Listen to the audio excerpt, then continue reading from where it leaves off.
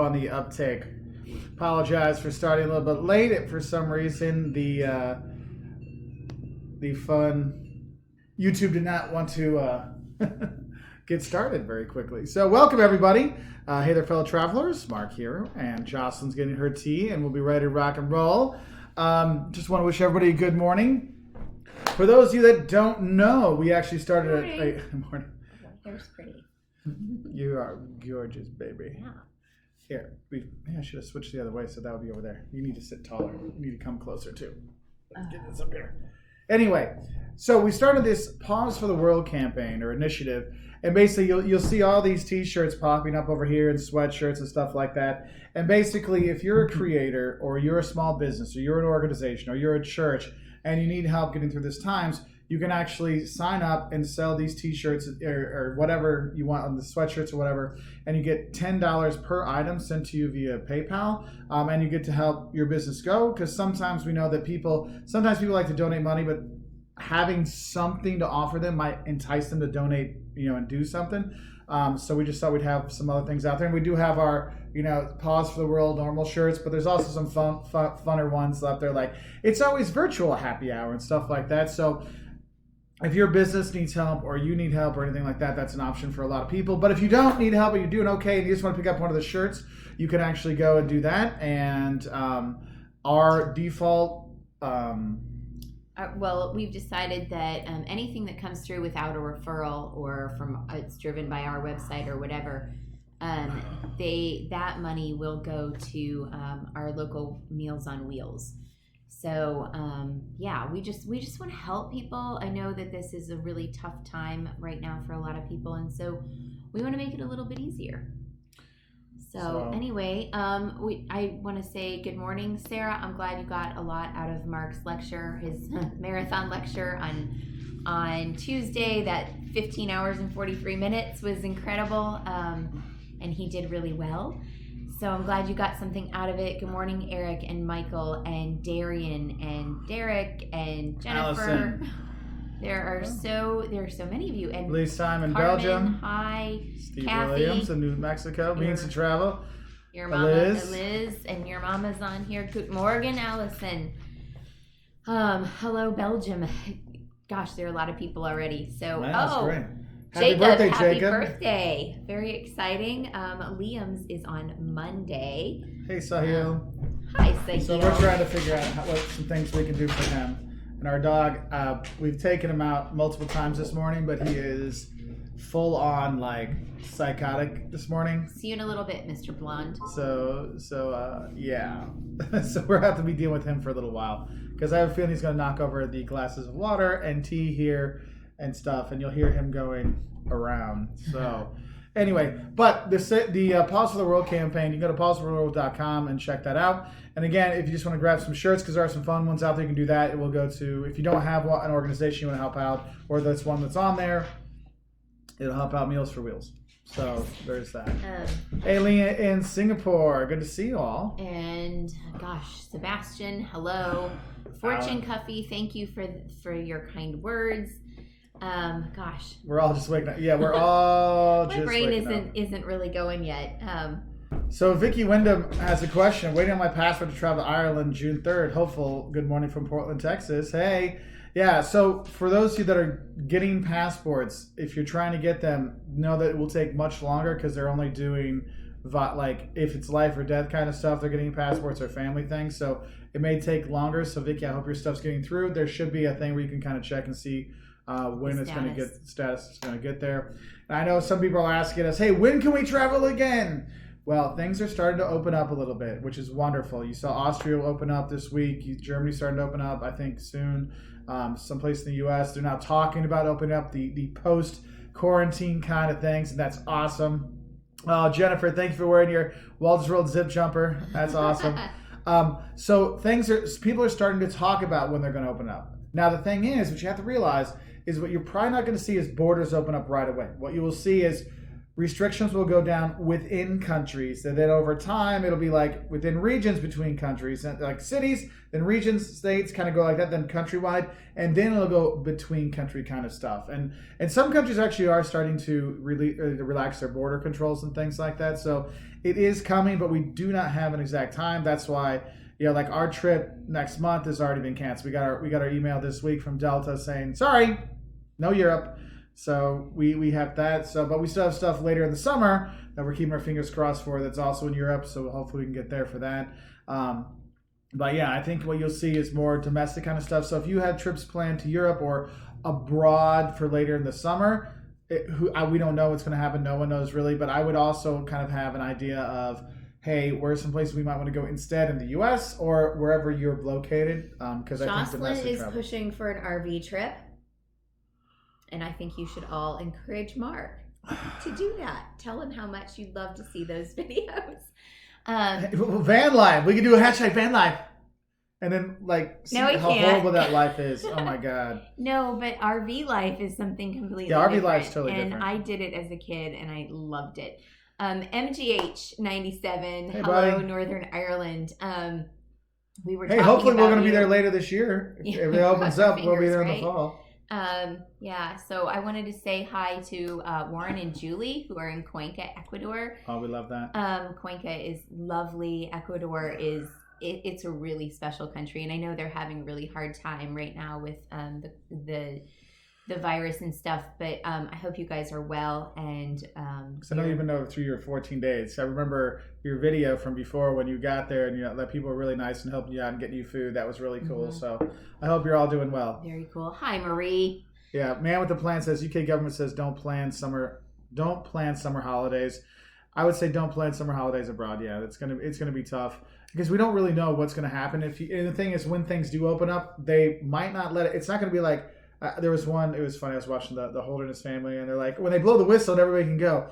It's not gonna be like that. It's gonna be kind of staggered in terms of like in Oster where they're doing, businesses under 400 square meters can open up, and then it's gonna be a bit by bit kind of thing. So just have that. But at least we know things are starting in that direction. It looks better, doesn't it? I mean, that it's like having the sunshine streaming through our windows today. It's just, it makes everything feel a lot better. Yeah. And so Elise was saying she had checked out the Pause for the World site and looked at that. So Elise, this is also for like if there's YouTubers, creators that are trying to find a way, because I know not all of them have their own merchandise and stuff like this. This could be a way that they could do something and earn some money that way to help them get by. Because I know a lot of YouTubers and a lot of creators and a lot of artists that are really suffering. Like we got our buddy Christian on here who's a musician, and I have a friend, she's a dancer. There is no dancing right now. She's actually teaching dance online, and so she's had to change everything. So, it's those people we want to help you guys, and we're blessed to be able to do it. We do need to say that because of quarantine stuff, we are not able to ship internationally. And I know so many of you guys are international, so we need to say that from the get-go too. Because with all the stuff going on. Yeah, there's just so much happening. So we do apologize for that. Carol says there's no toilet paper deficiency in South Alabama. That's pretty cool. You haven't had to buy a bidet yet, huh? Nice. So Jennifer thinks an RV trip is so cool and you can come and go as you please. No restrictions, so much fun. Kids love that stuff. Yeah. How much Caleb will love being with us. Oh, yeah. Well, he's 13. He loves everything about us right now. We're like the most annoying people on earth. He woke me up. He woke me up in a dead sleep last night. 1:30 in the morning. He was playing. I don't know whatever. Playing a video game with his best friend, and they're like, "Well, he's hollering. I'm sure his best friend was hollering at his house too." Yeah. But Caleb was so loud that we both woke up, and I looked at Mark, and I was like, "Are you kidding me?" And he's like, "So we called Caleb, and we're like, you need to go to bed." He's like, "What? But it's the weekend." It's like, what is a weekend in the quarantine for a kid? Who knows? Anyway, so there is that. Where was that?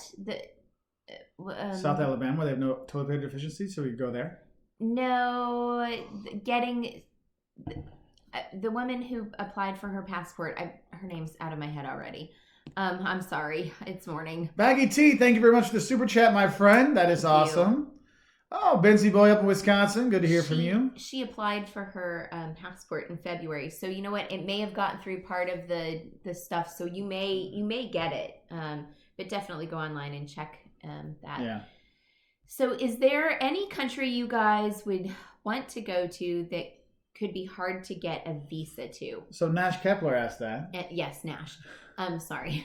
You know what? So, well, one is Bhutan, and it's not that it's hard; it's just terribly expensive to get a visa there. It's like $250 a day per person.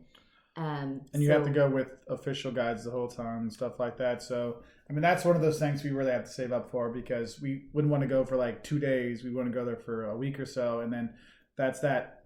A week times 4 people times that. It's beyond what we can do. Yeah, it's $1,000 a day for our family. So that's expensive. There was something else. Hello, everyone. Rory Parlin. Hey, what about Ireland in August? I was supposed to be in Ireland today. I hate to move again, even though Aer Lingus was great. Your opinion, guys? I don't think anybody can really say. It depends where you come from, Rory. If you're coming from the U.S., maybe, because there's still flights that are going between the two, but it depends if people are letting them in. So, and August is a long way off. I mean, now you're starting to hear, golf might start up again in June.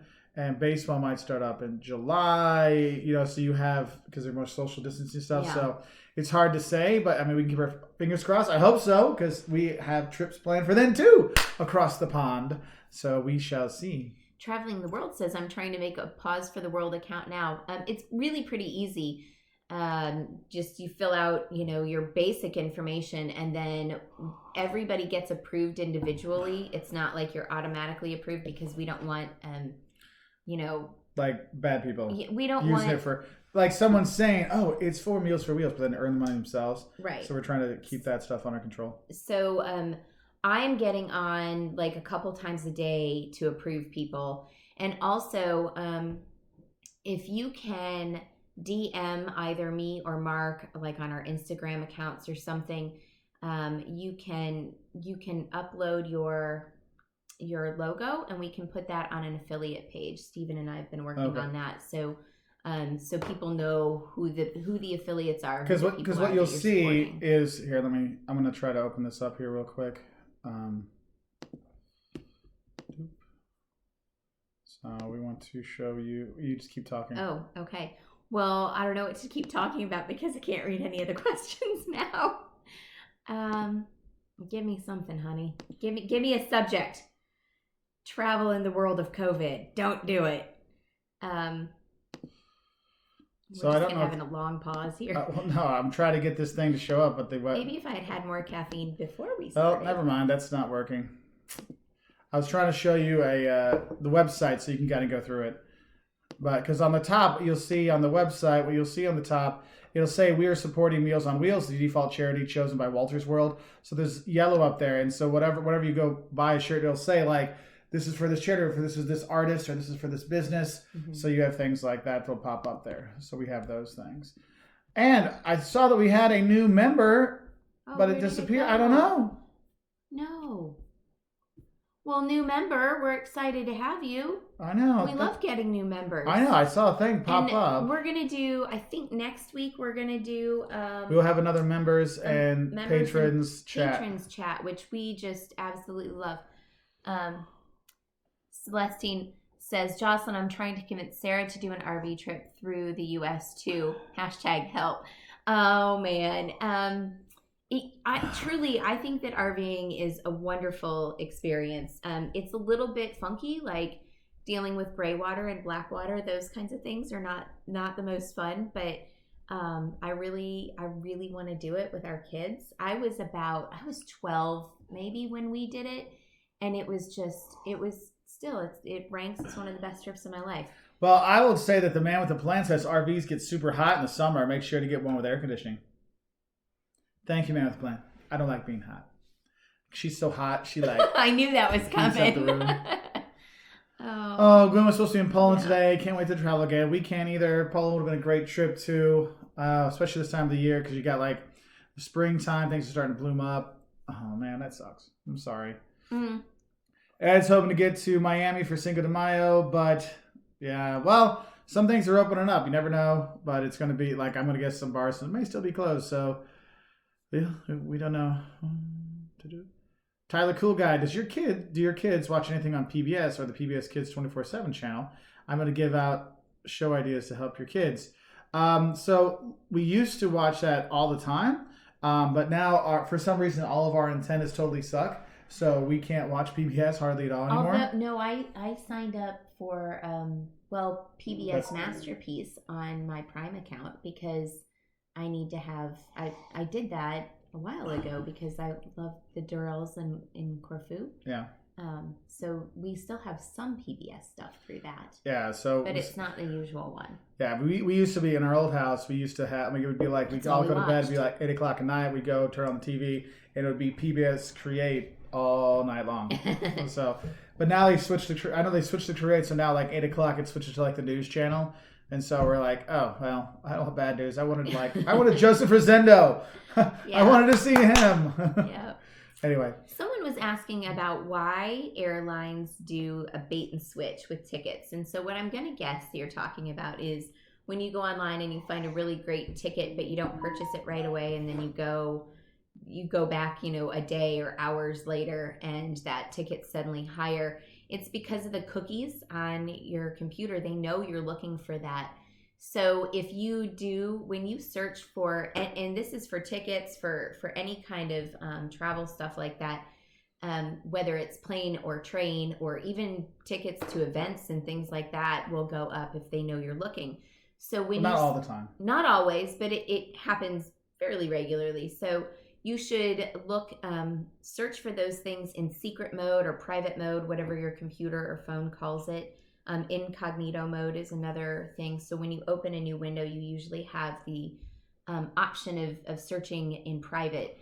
So do that. And another thing I would say is realize that the deal that they're putting online, if you see a commercial for that, that's for any ticket at any time that could be happening. And so when you actually go for your dates or your times, it could be totally different. It's kind of like when you book and like, oh, excuse me, we have tickets for this day for $50. And you go online, everything's like $600. Oh, the $50 one is if you do the midnight departure and come back at 1 a.m. the next day kind of thing. So there are those things as well. Yeah. And I want to give my condolences to our member and friend Benzie. Sorry, I'm a little sad for him. Baggy T's dad passed away. Oh, and honey, just want to say our condolences, Baggy T. To you and your family. His memory be eternal. And we're sorry, man. Sorry, got a little flummoxed right there. So sorry, buddy. That's sucky, especially now. It makes everything more difficult. Yeah, because like Mark Finley's uncle passed away and they couldn't do much. I mean, it's really, really tough time. So we're sorry, man. Our condolences. And speaking of Mark is online. Thank you for being here, of course. He says, I may wind up doing a 2-week tour of the Northeast U.S. You know what? We did that. Actually, that's beautiful. We did. Was it about 4 weeks that we did that crazy long road trip? We went from Illinois to Savannah. 4 or 5 weeks. And then we went down to like North Florida, and then we drove all the way up to Prince Edward Island, Canada, stopping everywhere we possibly could. And then we went through the major eastern cities of Canada, and then down through Niagara and back around. It was a heck of a road trip, and it was really fun. Yeah, you guys having a good time. Maine was probably the highlight. There's some small towns in Connecticut. It's like once you get past New York City, it's pretty doable. And just know that Rhode Island, like their signs make no sense. So there's driving in Rhode Island, and it's not a very it's small, and so it's a short amount of time. But so it's put a whole huge state of bad signage and planning together a small state. I drive everywhere. We have driven in so many countries, and I have never been as confused as I was in Rhode Island. We did that, like, oh, we gotta go. We gotta take an exit, go back this way. I mean, I ended up at stop signs, and I on the interstate trying to get to a different highway. I shouldn't have to hit a stop sign. Yeah. So Renex asks, is Bilbao worth a visit? I hear so many different stories. Greetings from Rotterdam. Next year, the city of Eurosong Festival. So going for the Eurosong Festival would be awesome. So Bilbao, I would not just do Bilbao. I would do that whole Basque country there, and maybe you can start like kind of in Bordeaux and go down that way to put in a little bit of France. You got like 10 days. Because like I have a friend of mine who's from there, and they take students there, and they don't just stay in Bilbao. So that was kind of like, they weren't going to say anything bad, but they're like, yeah, it's cool. Spend a day or two, a couple days, and then there's another town to see. So it's more about exploring the region when you do go there. So if you want to use it as a base, you can do that. But I don't think you're going to spend like 10 days there just in Bilbao. So I hope that helps. Larry has a good point. He says we got our passports renewed, and even in January it took 8 weeks. So that's a good point. A lot of people tend to renew January, February because they're looking forward to summer trips and things like that. So they tend to get inundated at that time. If you have renewed at that time, sometimes it does take longer. We usually get ours like 4 weeks, 3-4 weeks. We usually get ours in 3 or 4 weeks, but we also do ours like at weird times, like September. Yeah, late August, early September, maybe even October. But when we do that, it's like nobody else is getting their tickets then, or their passports. So it's fast. Yeah, and the thing is you're gonna have a big backlog right now. Like Caleb's passports expires next year, and we need to get him a new one. And now it's kind of like, So you have to wait and see when they say that it'll be available again. So, but the thing is, I'm gonna guess not a lot of people are going to get their passports right now. So, because when people get passports, especially the first time, it's like, oh, I'm going to get my first passport because I'm going on a trip. And so I'm going to guess there's been a cut down on that. So, yep. Hello from suburbs of Chicago, RV National Parks. Everybody's telling us we should RV, Mark. Oh, they're telling you that. I know. They're telling you that. Uh-huh. Let's see. Oh, Brisbane to Copenhagen in August 2020. No one can say yet, Mark Rafter. We can hope. In August, yeah. Oh, nice to hear. Sarah Potter says in Switzerland we haven't been sold out of anything. Oh, there was a really great story in Australia. They had like this grocery store manager, and said, yeah, a guy came back and had like 150 cases of 150 of the big cases of toilet paper, and said he wanted to return those, and he had like 150 of the huge hand sanitizer stuff. He wanted to return them, and the guy said, I told him this, and he flicks him off on TV, and I'm like, nice, because like all those people that did that, I don't think they should be allowed to take their stuff back. That's BS. So, yeah. Let's see. Stop. Hang on. Lili, it's me. What advice would you give to someone who would like to launch a travel-related channel on YouTube during this time? Don't expect it to grow right now, because we have seen not only YouTubers, but Instagrammers, all these other bloggers, vloggers, like all these people that we're connected with in the travel related world on different social media have all seen, for the most part, a drop in massive drop. Not just a drop, but a massive drop. Yeah. So don't be prepared for that. So what I would say, but if you want to start one, what I would say is this could be a time for you to really think about what you want to do with the travel channel. Yes. And get the bugs out. If you go to our Professor Walters channel, I actually have a playlist for like YouTube advice, and it'll tell you like, hey, I will say like, look up who your 10 favorite YouTubers in general. What do you like and not like about them? Who are your 10 favorite travel YouTubers? What do you like and not like about them? What can you learn from them? And then you kind of get an idea. And then think about the kind of voice you want to have. What do you want to do on yours? Do you want to show you doing stuff, or do you want to like help people, or excuse me, what do you want to do? Kind of think about those things, and they can really help you out. And so then you can try to, you can get start your YouTube channel, get your Twitter feed, get your Facebook page, get your Instagram, all that kind of stuff lined up. And then you can have like the base down, so when people can start traveling again, then they can, and then they'll be using your site. But it's good to have a good base up there. Yep. What is your research process when planning a trip to a new destination overseas?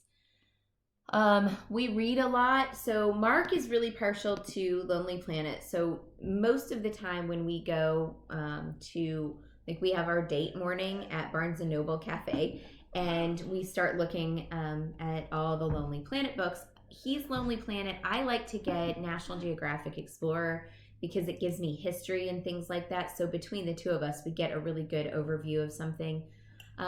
We also look, we don't have Walter's World to plan things. So we do look online, and we also ask you guys. We have people all over the world, and that we get to draw, personal firsthand information from. So if we're going like Sahil is from India. Sahil's been a fan of ours for a long time, and he's family lives in Dubai. Yeah, his family lives in Dubai, but he's Indian, and so if I'm going to either of those two places, the first person I'm going to write to is Sahil. So we try to do that as best we can. Yeah. So JPerk95, thank you very much for the super chat, my friend. That is very awesome of you. So there's a few other questions on here. So Mr. Blonde, you guys are actually gaining views, I'm pretty sure. No, we are not. We are down still. Okay, so 2 and 3 weeks ago, we were down almost 90% in viewership. Now we're only down like 75%. So it's coming back. So we're way down. But the thing is we understand that because we're a travel prep channel. Like, we're helping people prepare to travel. So the random people aren't watching because our usual views is only about 10% of our subscribers. Now we're at like 40% of our views are subscribers. So our subscribers, that's you, are sticking with us. So we appreciate that. So that's really nice. But yeah, no, we haven't really done that. Cool Seth. So you can buy, if you want to buy Walter's World merchandise, you go to waltersworld.store. If you want to buy the shirts like over here, that's at Pause for the World to donate that way. But if you want to get like Walter's World gear, that's still at waltersworld.store. You can do that. And they're two separate things. They're two separate things. Yeah. Okay. So we have tons and tons of questions. There was one up here I saw. Hey, Gallivanting Gals are on. Hey, so one person was asking if we'd heard about the 99-year-old World War II vet in the UK that was walking laps to raise money. Yeah, he's raised like 7 million pounds or something like that. It is awesome. He's just walking laps in his garden, or his backyard, as we would say in the U.S., and he's just walking his laps with his walker and raising money. It's awesome. It is awesome. Jennifer says, do you guys worry about your boys traveling when they are older because you know what you got up to when you traveled? I expect them to do that. Isn't that what our worry is about everything in life, that they're going to do the things? Yeah, that's why we're like, it's 1:30. Get off the thing. Well, I'm like, I didn't like my parents told me to go to bed. I'm like, but you know what? That's what you do as a parent. Go to bed. And you just have to have faith that you've raised them to be good, kind men, and that they'll behave. So Greg Ranger writes, do you think airlines should receive a bailout? I think you're going to have airlines get a bailout because you can't not have airlines because they will all go under. Because, I mean, what is it like? Delta and United are down 94%. Yeah. I mean, we all hopefully have enough saved up. But the thing is when United says, like, look, we basically have zero demand and we don't know when demand will come back. So it's not like, oh, I'm sick now. I'll get back to work next week and I can make money again. There's no end in sight. There's no end in sight for them, and they don't know when that'll come back. So they're going to need it. Otherwise, we're not going to have any. Or you're going to see more consolidation in the airlines. You're going to definitely see that. You're going to see airlines go out of business. A lot of travel stuff going, and that means for you and me as travelers next year at this time, with less airlines and less routes, it means you're going to have higher prices. And a lot of airlines, particularly in Europe, have some kind of general subsidy from. No. You can't have subsidies. It's not a subsidy. What do you call it? There's support for airlines in Europe that we don't have in America.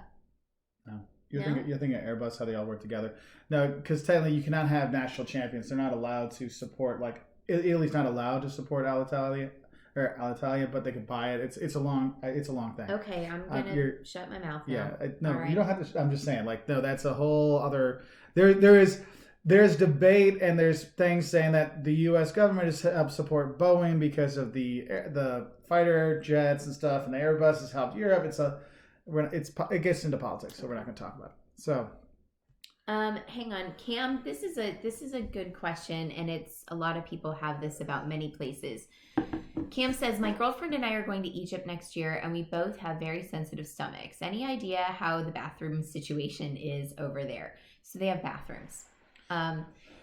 We haven't been to Egypt specifically, but generally speaking, from my knowledge, from friends and family that have been, there will be a lot of a hole in the floor kind of toilets, which quite frankly, I find better because then you don't have to worry about squatting over a dirty, filthy toilet. You can there's just a hole and it makes it a little bit easier. Those holes do flush. They're not like, it's literally not a hole in the floor. Some people, when you say that, they think it's just literally it's like a porcelain, like it's a planned porcelain hole. Yeah. So and there is a flush and there is water to rinse things away. And they do tend to smell a lot more. But as to the sensitive stomach thing, I would talk to your doctor about specific medications that they may be able to give you to kind of help alleviate some of that. We never leave the house without Pepto and Imodium. Like, it's in my bag all the time. And if you still have some toilet paper left over after all this, I would take a roll with you just in case. Yep. It turns out the old man has raised over 20 million pounds for the NHS. That is Shut awesome. the front door. That's amazing. That is awesome. So, hold on. Jumping back around. Well. Carlos. Thank you. Lizaraga. Thank you very much. Sorry, my tongue is not working this morning. Thank you very much for the super chat, my friends. Which destinations have exceeded your expectations? I think I would say Rwanda, definitely. And I had high expectations, and they still exceeded those. And the thing is, it's like it's based what you look at. Like, I wasn't expecting much from Nicaragua, but ended up loving it. Mm-hmm. Ecuador too. Yeah, that was fantastic. Rwanda. Excuse me. Let's see. In the U.S. Let's see. Minnesota. I was very pleased with Minnesota. That was a cool place. I think New Mexico, like, you just don't think there's going to be much, but New Mexico and the people are so warm and welcoming. Often that's what it is the people just make or break something for you. So, hey, IT Mac Pro, diarrhea will hit everything, including the hole. So just let you know that. Mr. Blonde, we have not been into the Astan countries yet. That's another one of those things that's kind of gotten put on hold for right now. Tyler Cool Guy asks, if some of your trips for later this year gets affected by international travels, have you considered switching to domestic travels? Yes, we have. I'm pretty sure that if things open up, we'll be traveling domestic in the U.S. until it opens up. So we'll see new places. Yeah. But we have not, John Piggy, we have not been to Bodie, California. Mark Finley asks, how's the cabin fever treating you? I love it. I have to say that I have good days and I have bad days. And like last Sunday, I was ready to like snatch the hair off of everybody's head. I was just done and over with these three men. So for me, sometimes that's the hard part. But you know what? We go out, we walk a lot, and I have a few girlfriends that I've really been in close contact with. And most of them are not even here in this town or state, but that helps a lot. And then my neighbor, she walks a lot too, and I'll be sitting on my porch reading a book or something, and we'll stand, I'll be on my porch and she'll be out on the thing, and we just stand and talk for a long time. And we kind of miss sitting on the porch with a glass of wine together, but we're practicing our projection voices. I know you can't say anything private because the whole neighborhood's going to hear you. So Elizabeth, who got on here earlier, said she just subscribed and is loving the videos. Thank you very much. Gwen is headed out grocery shopping with her Walter's World hoodie. I'm glad we can do that and have that out there for you. Where'd it go? Oh, Jared Vasquez, question. Jared recently watched our entire Canada playlist, and I love what Canada has to offer. My plan is to drive to Vancouver from Florida in summer 2021. Wow. He says, is there anything important I should know? Well, you should probably have a donut because your butt's going to be really like falling asleep. What I might look, unless you like have a plan to how you want to go up around and go do that, I would actually recommend you fly to Vancouver, or if you want to fly, you can fly to like Portland, Oregon, and then at Portland, you can take the train up to Seattle, see around like through the Pacific Northwest, going to Vancouver, because there's actually an Amtrak train that goes from from Vancouver to Seattle to Portland, and you can kind of do that, and then you don't have to do all that driving, and then you can rent cars when you get there, and then explore that way, because there's a ton of nature out there. So have some good hiking boots, because you're going to go out and hike. Yeah, but what if he wants to road trip? I mean, if you want a road trip, give yourself ample time. Like whatever it says it's going to take you, double it, and give yourself a lot of time to just relax. Yeah. All right. So Iana asks, I have a question. As a professor, how do you travel during fall, winter, and spring? As someone who wants to be an educator, do you have advice? So what we look at is we look at all the vacation days that are out there. We plan around all those kind of things, because the thing is when you educate, you get spring break and fall break and winter break and summer break, and so we take advantage of all those. But also then sometimes you have parent-teacher conference. Now, if you're going to be a teacher, you have to be there for parent-teacher conference. But if you're not a teacher, or you don't, like we don't have parent-teacher conference at college, so we can use that to our advantage and take some trips that way. And also sometimes you look at shorter trips. Maybe you go to Toronto just for the weekend or something like that and do those things. So when we really started off, we did a lot of domestic, really close by stuff, and we've kind of expanded over the years. Olivia says, I have a question. Have you ever experienced bad luck at an airport, like delayed, canceled flights or complications that haven't popped up elsewhere. O'Hare. Yeah. Every flipping time. I bet I've been through O'Hare 75 times. I bet 3 times there hasn't been some kind of BS that I've had to deal with. Yeah. So I avoided it at all costs. Yeah, so we'll actually pay up to fly out of like Bloomington or Indianapolis just to not have to deal with O'Hare. So, Catherine Fertile, good to see you on here. Hey. I see you. And my mom. Hello, mother. So let's, where we go? Oh, there was just was that a super chat we just missed? No, we already talked about that. Okay. Someone needs to.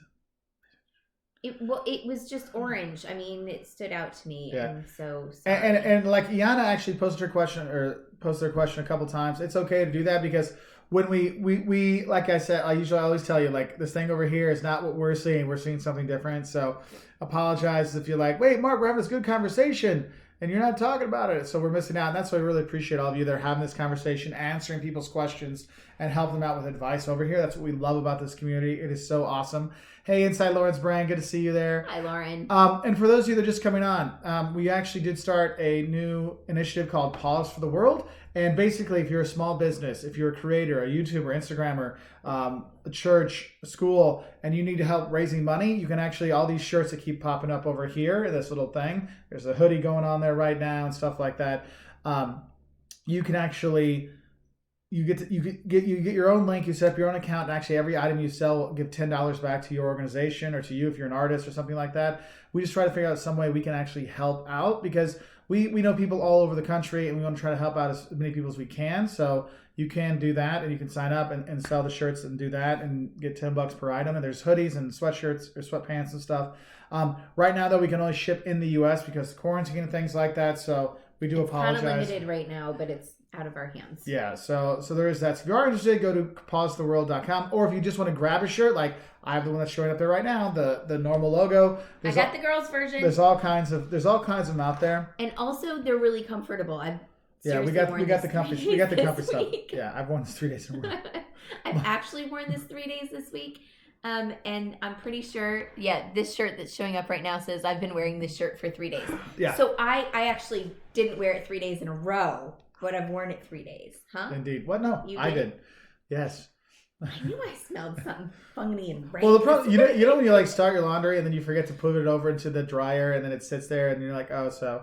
Read my last blog for all sorts of Speaking of blogs, you're going to write a new one for the quarantine? It's been a week. I've been working on Pause for the World. I know. We could write about that. I'll write one. You can write one. We'll have some new stuff coming up. Okay. Amazing Gurpo. I need a haircut. You know what? That's somebody else that can really benefit from hairdressers, your nail techs, your dog walker. All those people that you know that are part of your daily life that suddenly don't have jobs right now. And I really am missing my hairdresser because. Well, having very little hair, it's not really an issue for me. The Amazing Gurpo, hey, how's it going, Mark? Question, have you ever been into video games or card games like Magic, The Gathering, or PC games? I used to play games. Because I traveled all the time, even when I was younger. Not like younger, but like in college and my master's and PhD. I actually always had my little like Game Boy Advance and then get the DS and stuff like that. I actually took those all over. Liam's actually playing with my old DS now. It's significantly older than he is. So I did more of that. I didn't really get into the card games. Like Liam liked Pokemon. He still has some of those and things. But he doesn't play the game. He doesn't play the game. He plays with the cards. So funny story. Good morning, little nugget. What, honey? Nothing. Okay. I will make you breakfast in 1 minute. I haven't already out for him. Funny story. Oh, you do? You just gotta grab the milk. Dad's amazing. You're not hungry yet? Okay. Don't take my funny story about Magic. When I was in college, there were like 3 or 4 of my really close friends that they were doing stuff and they were like, oh, we're playing cards, and they kind of didn't invite me, and I was no like, Netflix, Liam. Guys, I like to play cards. Are you playing euchre or poker? Like, whatever. And they're like, no, we don't think you'd like it.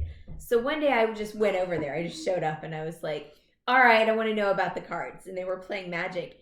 And I was like, all right, I'm going to learn this.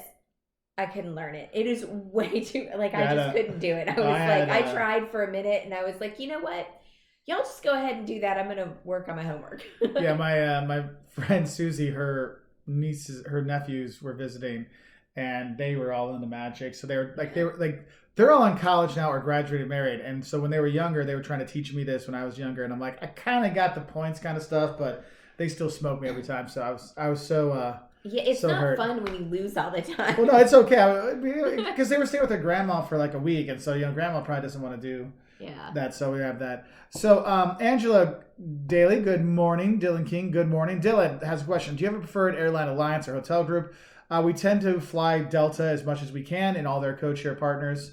So we do that. Hotels, I usually try to go with Hilton just because I have the points on there, and they usually give some things. So yeah. Yep. That's what we do. All right. Who's the best at poker? Caleb probably thinks he is. We actually play poker occasionally on the table. I'm kind of the quiet one. Yes. I like to, Anyway, morning, Eric Brown. Yeah, there's a shirt that says it's always virtual. Yeah, it's always virtual happy hour. That's right. Little nugget. All right. So Barry Reed says we're going to Berlin for a wedding in mid-June. Are there any wedding cultural differences that we should know about? The weddings I've been to, if you're coming from the U.S., it's pretty similar to a German wedding. Is pretty similar to a U.S. wedding. I mean, where I see the biggest differences in wedding stuff is actually like bachelor parties and bachelorette parties. And they're very similar, but sometimes there's different traditions that go before it. But no, if you're coming from the U.S. going to a German wedding, I mean, when I went there, I thought that the weddings were smaller, but not as big and as extravagant. It's more German, more refined, or not refined, more to the point. Yeah. Less frivolous stuff that way. Yeah, and they may not do things. We have, excuse me, we may have like a rehearsal dinner for people who are coming from out of town and things like that. And that's not always a thing outside of the U.S. Coggy TM is enjoying being able to let their hair grow during this time.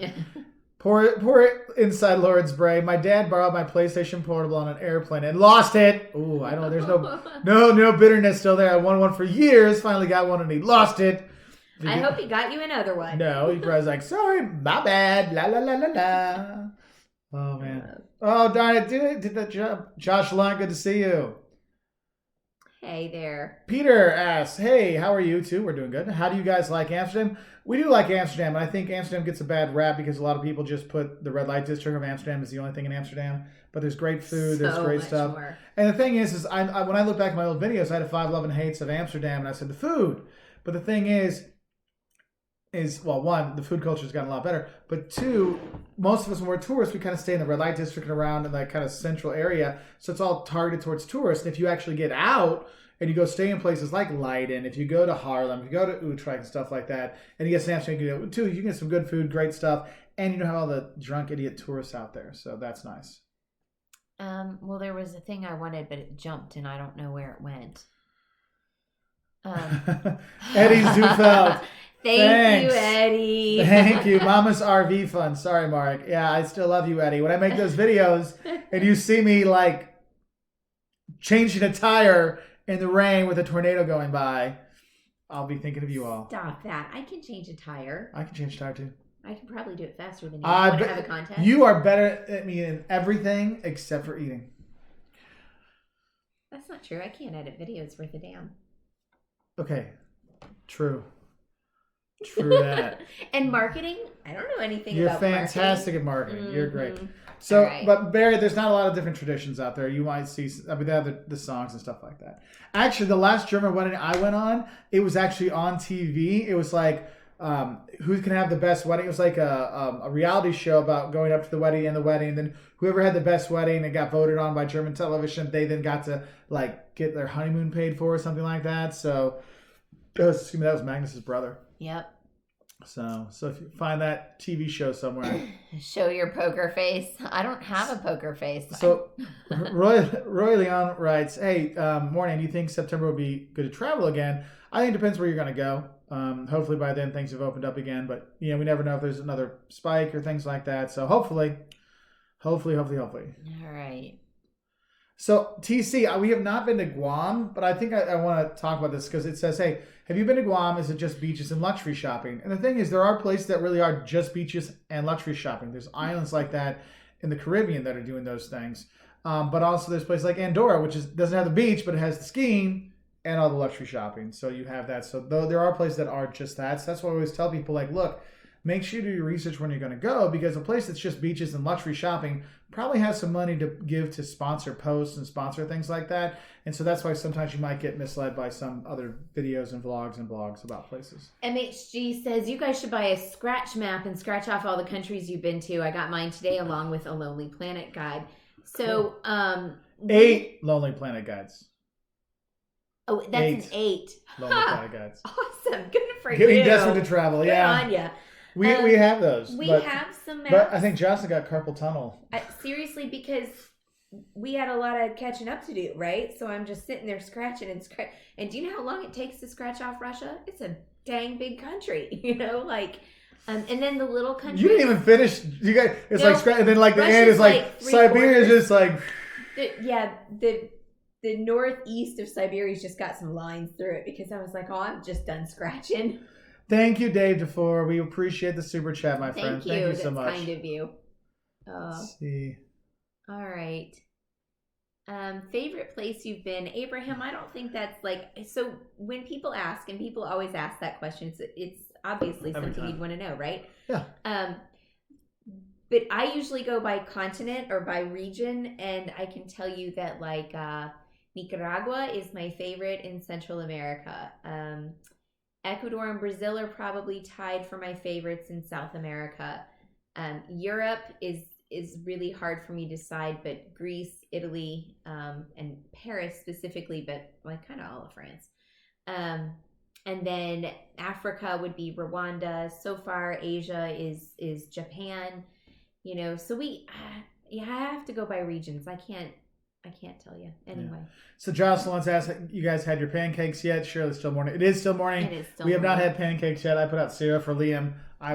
We were running behind this morning. I apparently made the best pancakes I have ever made yesterday. Yeah, they were edible. It was awesome.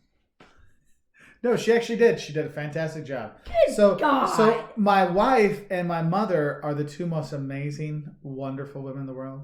I could not ask for Kathy, a better I'll hit him wife for or you. a better mother. And they both are fantastic cooks, fantastic people, fantastic mothers, fantastic wives. You keep repeating yourself. But their pancake skills, that's why I Shut up, Mark. First one of the day, and it's at 9:49. There we go. Hey, Francesco Botti. Guys, I hope to see you around in Veneto as soon as possible. We hope so, too. We hope so, too. We were supposed to be at a wedding, but our friends, they're I think they're going to postpone to September, so we might be going out there for their wedding. Please, for then if we can. So there is that. This is a good question. Barry Reed says, Mark, since you can read German and English, do you find that you can read Dutch? I find that I feel like I should be able to read it better. I can make out some of the stuff in it, especially, it's weird because like I'll read it but not say it out loud in my head, and I'm like, I don't know, and I'll like read it out loud in my head. I'm like, oh, okay, that's what it is, and I kind of get it. Like I would say like 50-50. But the thing is, what's funny is when I hear people speak Dutch, I'm like, I should understand what they're saying, but I understand nothing, like nothing. But it's weird because I remember when I just spoke Spanish, I could kind of make out some Portuguese. But once I spoke Portuguese and Spanish, then I was like, oh, I can kind of read this Italian. It makes sense. I could figure out the French. And then when I learned the other languages, I'm like, oh, it became really, really easy that way. But it was funny how I'm like, with the Dutch, I'm like, it's like they're talking. It's like when you're in a dream and you're like trying to say something to people, but the words don't come out right, or you're trying to read something, the letters aren't there. It's like that. I'm like, I feel like I should be saying more. All right. Oh, somebody from Turku says that they enjoyed your Turku videos. Being from Turku myself? Yeah. Oh, cool, yeah. Very cool. I love living in Turku. It was a good place. Matthew Phillips, no, we're not going to North Korea. Politically, never. Safe for us. That's not happening. I mean, I know some travel bloggers go there and do their thing and stuff like that, but I've got wife and kids and I'm not taking any chances. So, travel forever. Is India unsafe for a woman? So there's any place you go can be unsafe for women travelers. I'm not going to lie to you about that. Any place can be unsafe for anyone. Yeah, and we've had oh man, I forgot her. Chloe. Liam took my phone, so I can't look her up.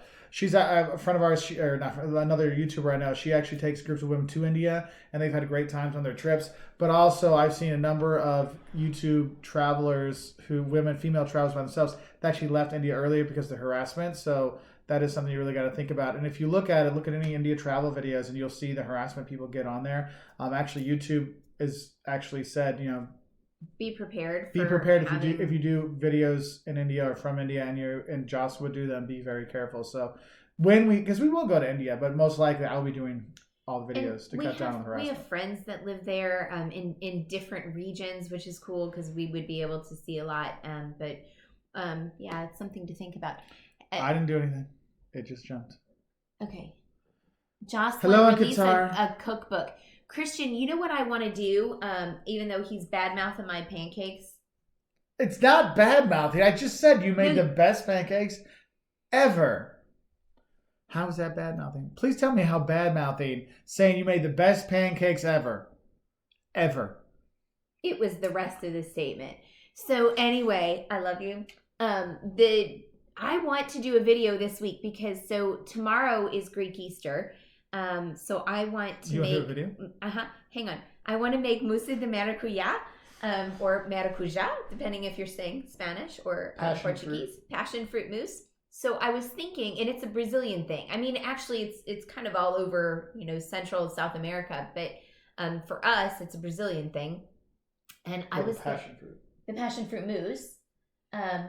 There's other places too? Yeah. Okay. So anyway, like when you look up recipes, some of them will be in Spanish, but I think I don't know. Anyway, I was thinking about doing, making that and making a little video on it, and just like a couple other little things that I make from other places that maybe wouldn't take forever. Like, I don't think I can sit and go through like rolling tomadas. I mean, maybe I could. Well, you just have the speed roll camera part where it's like... Yeah, you know how to do all that. I don't know how to do that. You can make it happen. There's people... Josh Lunt says, I look forward to having American pancakes if I ever get to visit America. Go to a breakfast place to have it, though. Yeah. Okay? Don't just go to any place. Like, don't just go to IHOP, International House of Pancakes. No, go to... Oh, wait. You go to Waffle House if you're in the South. Go to Waffle House and have some waffles. But like the pancakes, if you go to like a real pancake place, are really dang good with the maple syrup and everything. Thank you, Kathy. Your mother says that I can make the pancakes. And yeah, my mom's saying you can make pancakes. I'm glad. That's awesome. Hey, Josh. Hope you're doing well. Hey, Kennedy. Hey, Sarah Abraham. said I have a map. And hey, I'm not so funny. It's just a world map on Hey, hands, mouth. Not supposed to touch disease. Faces. You. There's questions. Okay. She says she has a world map and she just put it on a corkboard and puts pins in it. And actually, that's what we've done long before the Scratcher maps came out. I bought a map. It was a big framed map for like $25 at Target. And it's got pins all over it of places that we've been, and they're all color coded. Like if Just Mark's been there, or the two of us, or however that goes. So Dylan King wrote, "Thank you very much for the super chat, my friend. I saw a thing pop, and so thank you very much if you're hopefully you're still on there." He says, "Do you have a preferred hotel airline alliance?" So we've said this one before. So we're all about Delta. We fly Delta code shares all the time. That's where our big thing is. I tend to prefer going to the Hilton ones, but I know other people like Gallivanting Gals had a great trip with IHG, which is like Holiday Inn kind of stuff. So whichever one it is, that what they're all geared toward is like which one's going to give you the biggest bang for your buck. And so like for us, we have a Delta airline thing, which is 45 minutes from our house.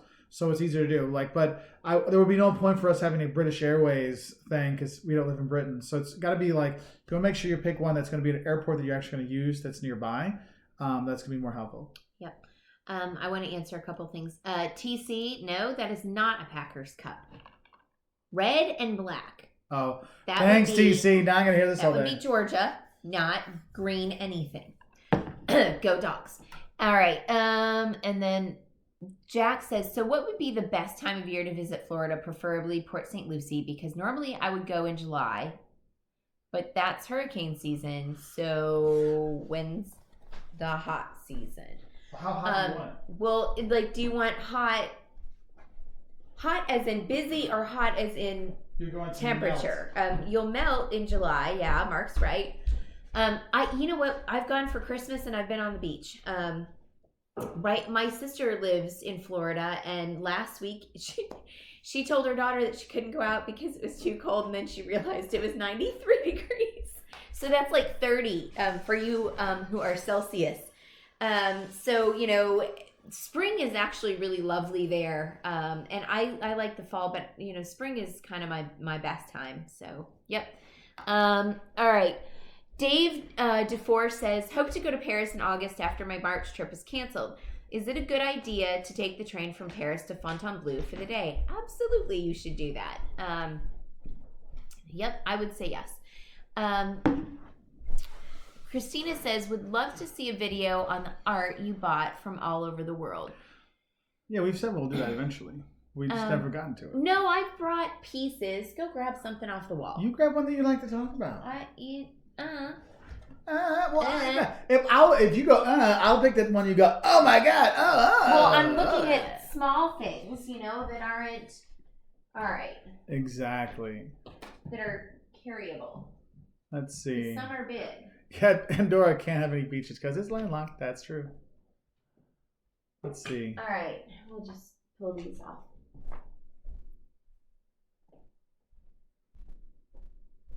All right. So I often talk about buying art when you're around, and this is one I got at the Alhambra. And it's a print.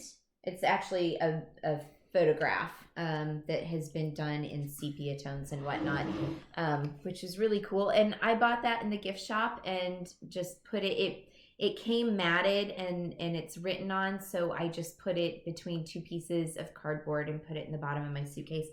This is one of my favorites. So this is not a piece that we bought, but rather an experience. This past summer, we went to Paris, and Caleb and I signed up for an en plein air painting class. And en plein air means that you're painting outside, like Monet would do and things. The Impressionists were really big on painting as you see it in the moment. So Caleb and I both painted Notre Dame after the fire, and so this is Caleb's.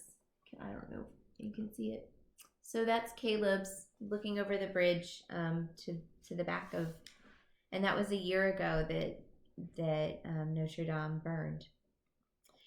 So anyway, sorry, that was. So you picked the two ones that were. At least those are the two ones that. Yeah, they mean something. They mean something to me. I know, and that's cool. why you do it. So Tanya Kelly writes, would you make more updated vlogs of Las Vegas, as they were so helpful? My mom and I went last October from Australia. Thank you for the info. Would you come to Australia for a holiday? Yes. So we were planning on the idea was to go to Australia our next summer, 2021, but how things have changed. Now we might end up going at like Christmas time this year. We don't know yet. So we're trying to figure out, because we don't want to buy tickets and then have to postpone it again, because we already have all this credit from these flights that have been canceled and stuff like this. We're trying to figure all these things out. So hopefully we'll be down there at the end of this year and do some stuff like that. And the Vegas ones, I think, even though they're a couple years old, I still think they hold up pretty well, because Vegas, it's the theme that you're going to be seeing quite a lot. And that's one of the reasons why we don't really do hotels or restaurant reviews and stuff like that, because they change so fast. That's kind of like, you can have a restaurant that's great this month, and then you put out the video the next month after you're there, and then 2 months later it's not even good anymore. So there are those issues there. Mr. Blonde, what happens if there is a new independent country whilst you still have the scratch card? Well, then you just draw a little line and in there, change it. Yeah, put an extra put 2 pins in there for that. And Warren and Julie said they have a place in Kotor, Montenegro, if we ever need to use it. Thank you. That's very kind of you. I do have a Kotor CB video I have to finish putting together. So when it does come out, don't think I didn't come see you. I just was already there. Celestine, yes, we want to go to Antarctica, but we have an 8-year-old and there are age limits, so we got to wait a little bit. So Reggie and her man, hope you're doing well. Hi, good morning. Oh, you just jumped, so you had some heat. Your man was working. Hope you're all doing well. I don't know where it went. Anyway, sorry. Gallivanting gals say, at Mr. Means to Travel, I think Jocelyn will say Savannah. Probably. I don't know what the question was, but I love Savannah super lots, and so that would be a positive. Oh, Reggie's working on a project, and her man's watching. So, hey, her man, hope you're doing well. Barry Reed, shut up, Mark. All right, so while you do that, here's another painting.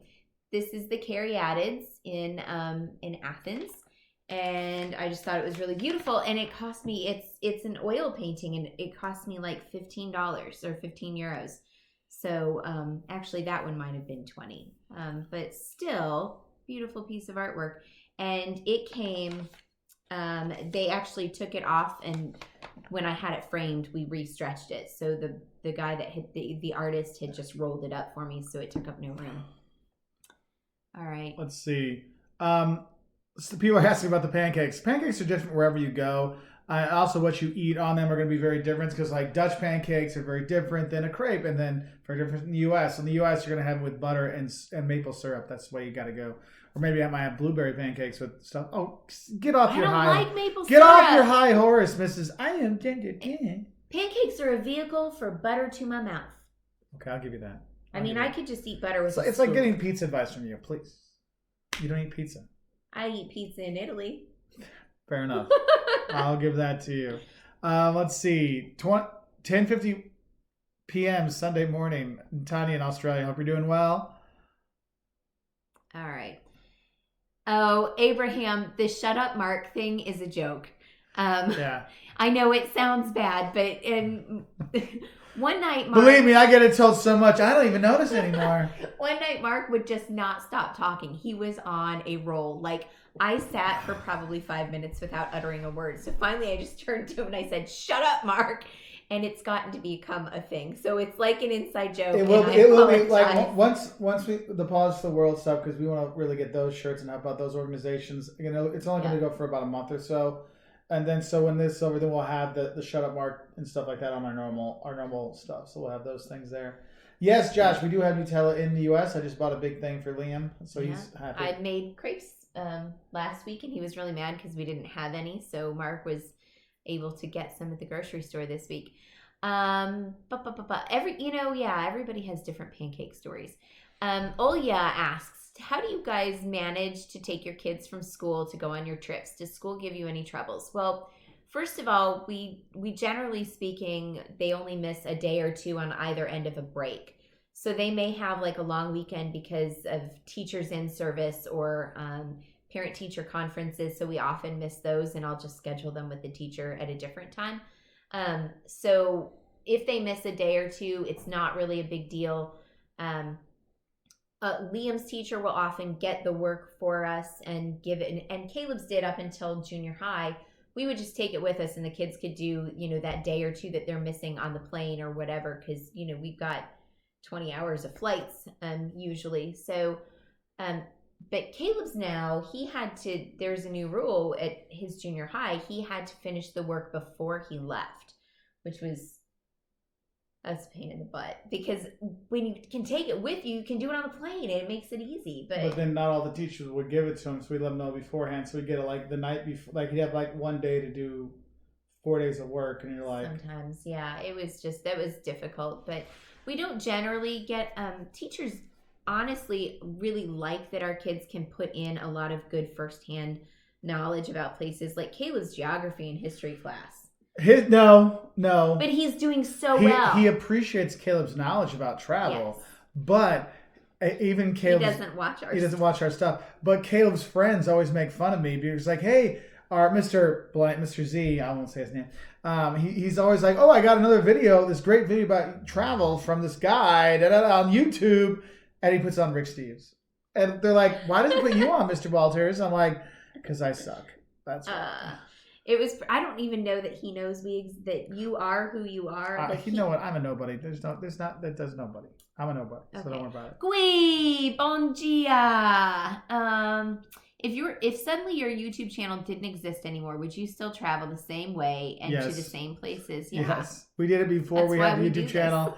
We'll do it afterwards. Yeah. I just enjoy sharing this with people, and then we've got to meet so many wonderful people on here. Like everybody going by here commenting, it's just so nice. And we've been able to use this platform to help people, like with the Pause for the World campaign. If you want to grab a shirt, $10 goes to Meals on Wheels. Or if you're a small business, or have a small business needs help, or an organization or a creator, you can actually sign up and sell shirts on your own, and you actually get $10 per item sold. So we're trying to help out any way we can, and we wouldn't be able to do that and have a platform like this if we hadn't had the YouTube stuff. But even if we didn't have the YouTube stuff, we'd still travel and try to help. Yeah, that's this is our love. This is part of who we are, you know. Oh, TC agrees with me. I don't like maple syrup. I prefer waffles to pancakes. Well, yes, waffles are a superior vehicle because they actually hold more butter. Mm-hmm. So I would say that too.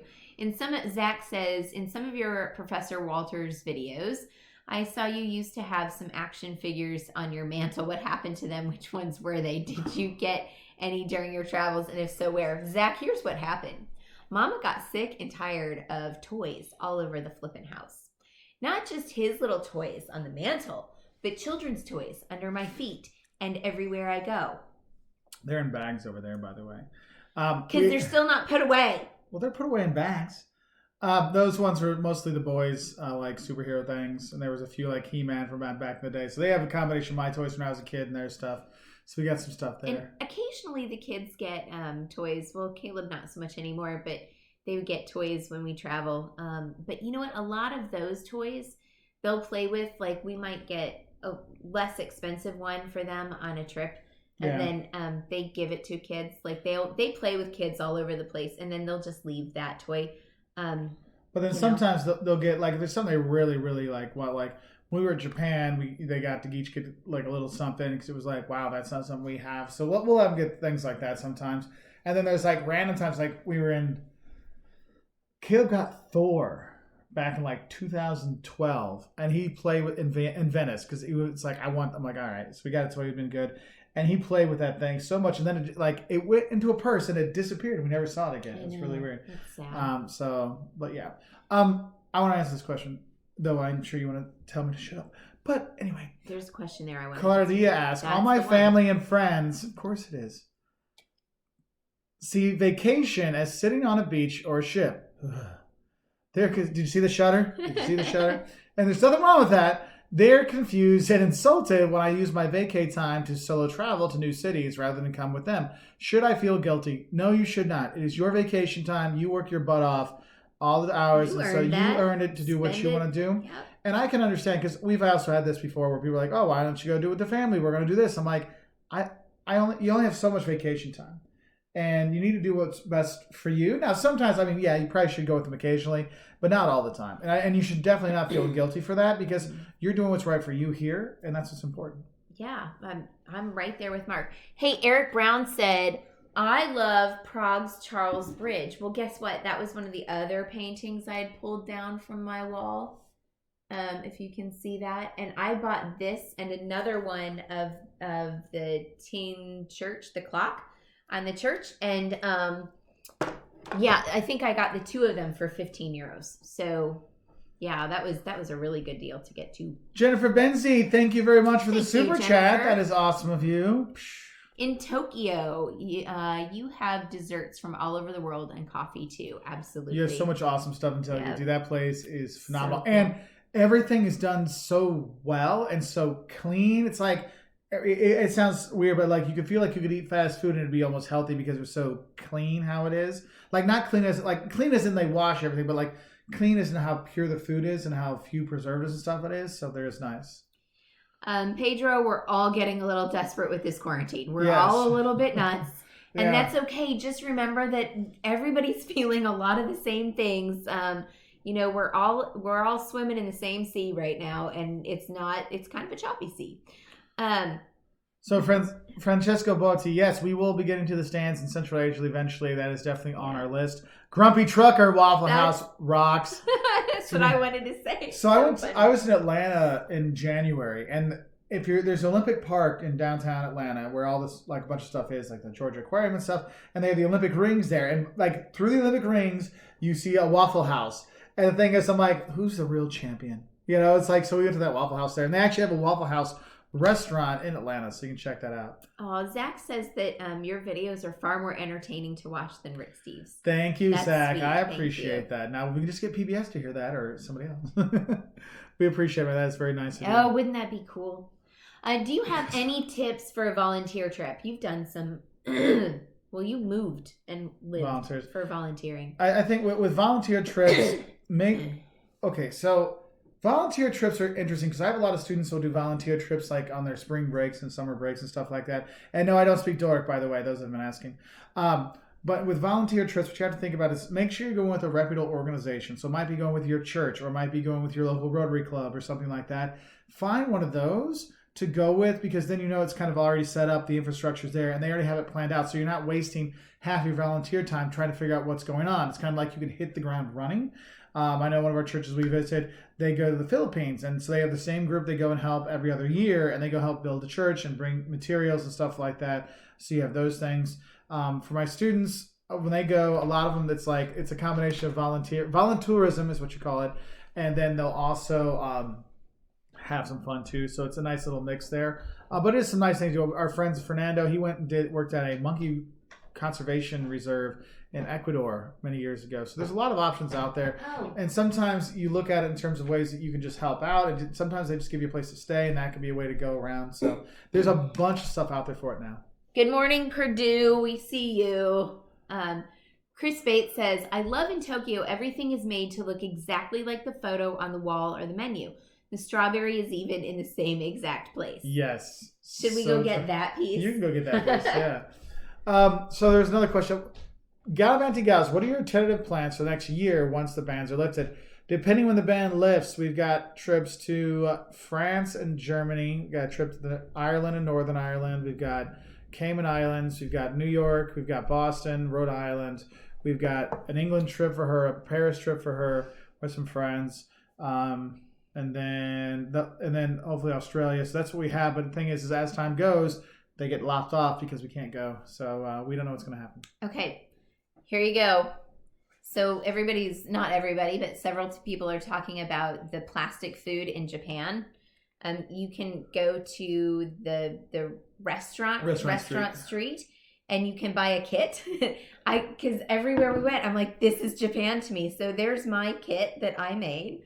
And it's all just wax, and you actually do boil the noodles for like a second to make them soft, and like, here's my little lump of wasabi. It's really cool. And they have it like on the street. You can see where they have it kind of like sandwiches made to look like Scooby-Doo sandwiches, really big. And there's one where it's a huge wok where there's like a wave of the rice going. I mean, it's really cool. It is. It's really artwork amazing when they have some of those things. Yep. Yeah, Japan, you don't have to see the menu. Just look outside and point. That is very true. Yeah. Hey, Old Farm Show. Are there rainbows over there in the windows? There's loads here in the UK. Yes, there are. When we go walking, there's a bunch of rainbows out there. Rainbows, but some people are putting hearts up, and like at Easter, there are a lot of crosses. But I think most of it's rainbows. I love what I've seen a lot of in our neighborhood, particularly is kids out on the sidewalks drawing with chalk, and there's like little notes from them, and like, you know, some of them have made like a little race right in front of their house or the neighbor's house or whatever, and it's really cute. So Sonics asked, have you ever been to Slovenia? Yes, and we really loved it, and we highly recommend people go in there. Fantastic food, super clean, decent prices. I mean, you get kind of like Eastern food, you get Italian. I mean, it's just such a great mix of food. Yeah. Really good service. The reason why I put out in my Slovenia videos is because my B-roll is on a chip I cannot find, because I have a chip and then I have it on a hard drive, and then I usually back it up, and I had not backed it up yet, so that hard drive crashed, and so I'm trying to find that. But I have the main video of the Don't Ljubljana and Don't Slovakia. I have the text in. I just got to get the B-roll to put over top. Slovenia, sorry. I have the same thing happened to Slovakia as well. But yeah, Slovenia, we do have that. And for Ljubljana, we went to the caves there. Went to Lake Bled. All those things. We rode the. Because, like, you know when we did the toboggan thing? Yes, that was so fun. Yeah. Oh, my God. I want to do that again. Yeah, that was cool. I actually picked this cute little town. We just drove through. It was so picturesque. I said, I'm coming back here with a case of wine and a stack of books, and I'm just going to hold myself up for a week. We could have quarantined in that cute little town. Yeah. That would have been nice. Slovenia is really, I mean. It's beautiful. And the thing is, I think one of the bad things, well, good or bad things, how you look at it for Slovenia is they're kind of like, it's like Trieste in Italy. It's kind of like the end of the line, right? Like, you're going to Italy, you're like, oh, I have to go to Trieste. Like, when you're doing like a European tour, it's like, oh, I have to go to Slovenia. Because like, people do Croatia because there's a lot of the flights going in, but you have to like make it a point to go to Slovenia. And it's worth going to it. So I really highly recommend it. But it's not an on the way to something else place. Yeah, like you have to make sure it's a point to go there. And it is worth it. I've gone there with my mom. I've gone there with my wife. I've gone there by myself. I've gone there with a family and friends. We've all had a great time. So Eddie Zufeld, Walter's. I love this. Walter's World Channel is like rude. It's so funny. Thank you, Eddie. So Eddie Zufeld says Walter's World Channel is like painting a canvas of a country. Rick Steves is like watching the paint dry. Rick does a fantastic job of making Europe accessible to many travelers. He does. And he has his own style and his own empire and his own way of doing things. And bless his heart for doing what he does. He gives good information.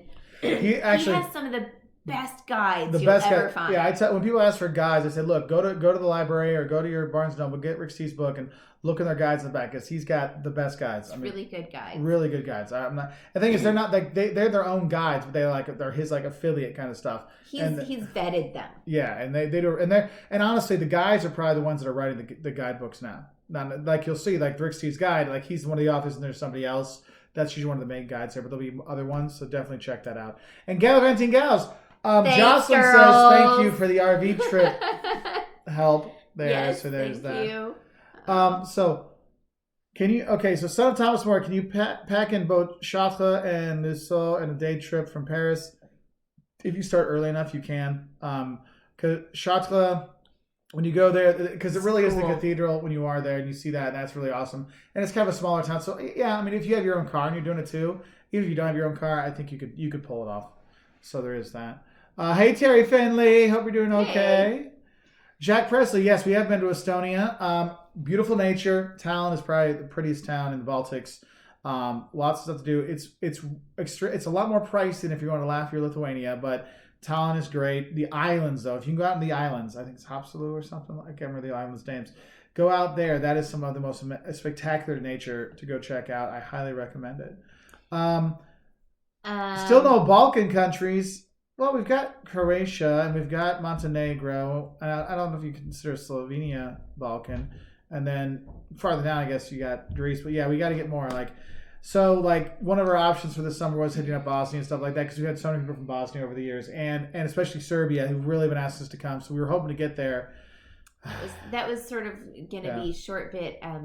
Part of the trouble with the Balkans for me is that I'm half Greek, and so I get stuck in Greece. It's hard for me to get there. Yeah, because I was trying to get go on to something else. Yeah, because I was like, hey, we could do like Bulgaria, Romania, and come down in and do the Balkans, kind of, then end up in Greece. She's like, we just go to Greece. I'm like, sorry, woman. I'm like, I'll take the kids. You go sit. Family and friends, and I need to be. You do your thing. Yeah. I'll take the boys to see the world. Hublet, welcome to the chat. We're happy to have you here. All right. Oh, you just got an email about yeah, all right. Let's see. Walter's World, do you prefer the early morning, afternoon, or evening, like for travel or just in general? So when we travel, I film early in the morning because there's less people out, and so there's less background noise. I have less people making issues and stuff like that. I like seeing the sights during the afternoon. Less people. Yeah. But then afternoons when everything's so busy, but that's when we're usually going around. We actually will spend the afternoon a lot of times having a longer lunch. That's when we'll do our big meal because you can save a lot of money eating at lunch versus the dinner time stuff. And then the evening time, we like to do walks when we're going around traveling. So. Oh, somebody said Finland is so boring. I really enjoyed Finland. It's great. But I can understand. It's very much a nature thing, and I can understand people saying I can understand, but it's an acquired taste. Let's see. Yeah, travel with us, Warren and Julie. We loved our visit to Bosnia. The people were great, cool. In former Yugoslavian countries, are there any issues with safety, i.e., leftover landmines, unexploded bombs? In Bosnia, you might find things like that, but Slovenia, Croatia, Serbia, you're pretty okay. So, and they'll have warnings if there are anything there. No, we have not been to Kurdistan, so we haven't been to the stands yet. Chris Bates says, do I need to be on a computer? I don't see it on the phone. Don't see what? The video or something like... I don't know. I don't know either. Thank you, Jennifer Benzie, for another super chat with a hot dog. Very nice. Country with the most beautiful people. Man, there's a lot of beautiful people out there.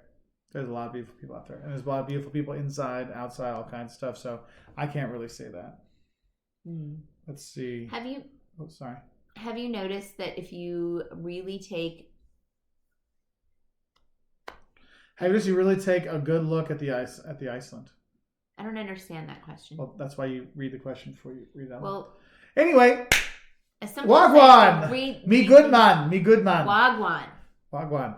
Me good man. That was so hard for me to get. Japan sounds amazing. Thank you very much for the super chat, Off the Beaten Travel Adventures and Travel. And thank you for being so much on the 20 or the 15-hour marketing marathon. That was awesome.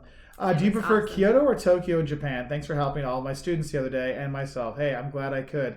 I think if you want more traditional Japan, Kyoto's the way to go. If you want to see the new modern, like crazy Japan, that's crazy fun, then it's Tokyo. And it is very much two different vacations when you go to those different places. We usually say 4 and 3, like 4 days in Tokyo, 4 days in Tokyo and 3 days in Kyoto. Yeah. Because Kyoto's, smaller. It's a little bit more like human scale. Sometimes for me, Tokyo was like a little overwhelming. Just it's a huge city, like physically large. All the people didn't feel very overwhelming, and it's funny because usually a city that's that has that kind of population density is kind of off-putting to me sometimes, but it really wasn't. And I think it's because the Japanese are so they have the best manners of anyone on the planet, and that's coming from someone who lived in the deep south for a long time. They were just, I loved that. So it made it a little easier, but it's a massive city. So Colin, hey Colin, hope you're doing well. Hey Colin. How fast will you be able to coordinate a travel destination at the moment the travel ban is lifted? Well, the thing is we already have stuff already lined up, so it'll be kind of like whatever's the next big trip we have. But let's say we don't have May and June trips have already been canceled by the airlines. So our next thing we have is in August. So if things open up, then we'll probably do a local trip probably within a couple days. We'll have it all set up. Yeah. And then, oh darn it, just jumped. I think Terry was saying how to become a member. I bet that's Chris's. So Chris, if you're wondering about how to become a member, there's you have to turn your phone so we're only like the little top at the top, the little video at the top, and you'll see a button that says join. But join is not available in every single country. YouTube memberships are not available in every country. So, and same thing with super chats. Not every country allows that. So you have to think of. So that might be why you don't see it. So, but what about Patreon? Patreon, anybody can be a part of that. So you go to patreon.com/Walter's World to find out how. And we really want to say thank you to all of our members here on YouTube and our patrons on Patreon who really help us out.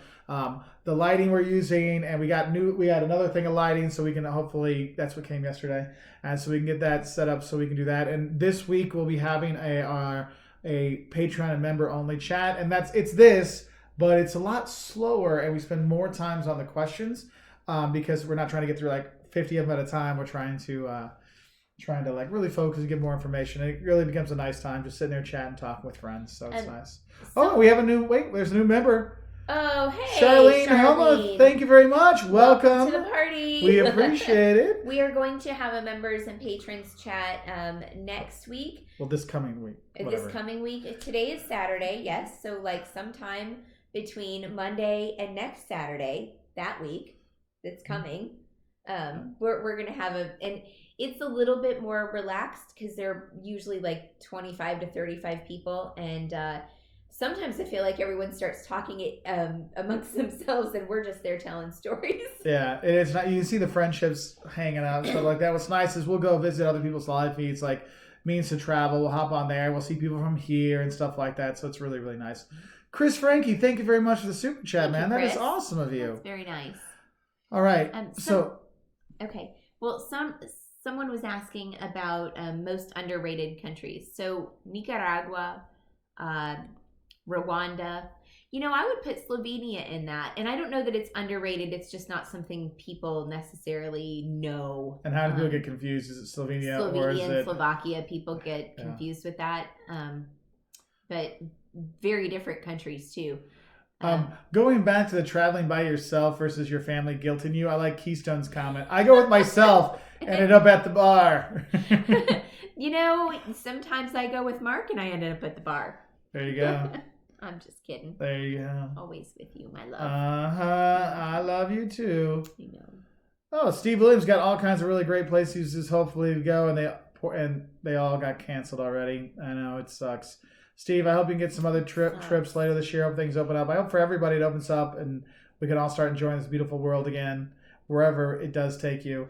Hunter Roberts said, we do not have any videos of Bora Bora. I wish we did. Believe me, I wish we did.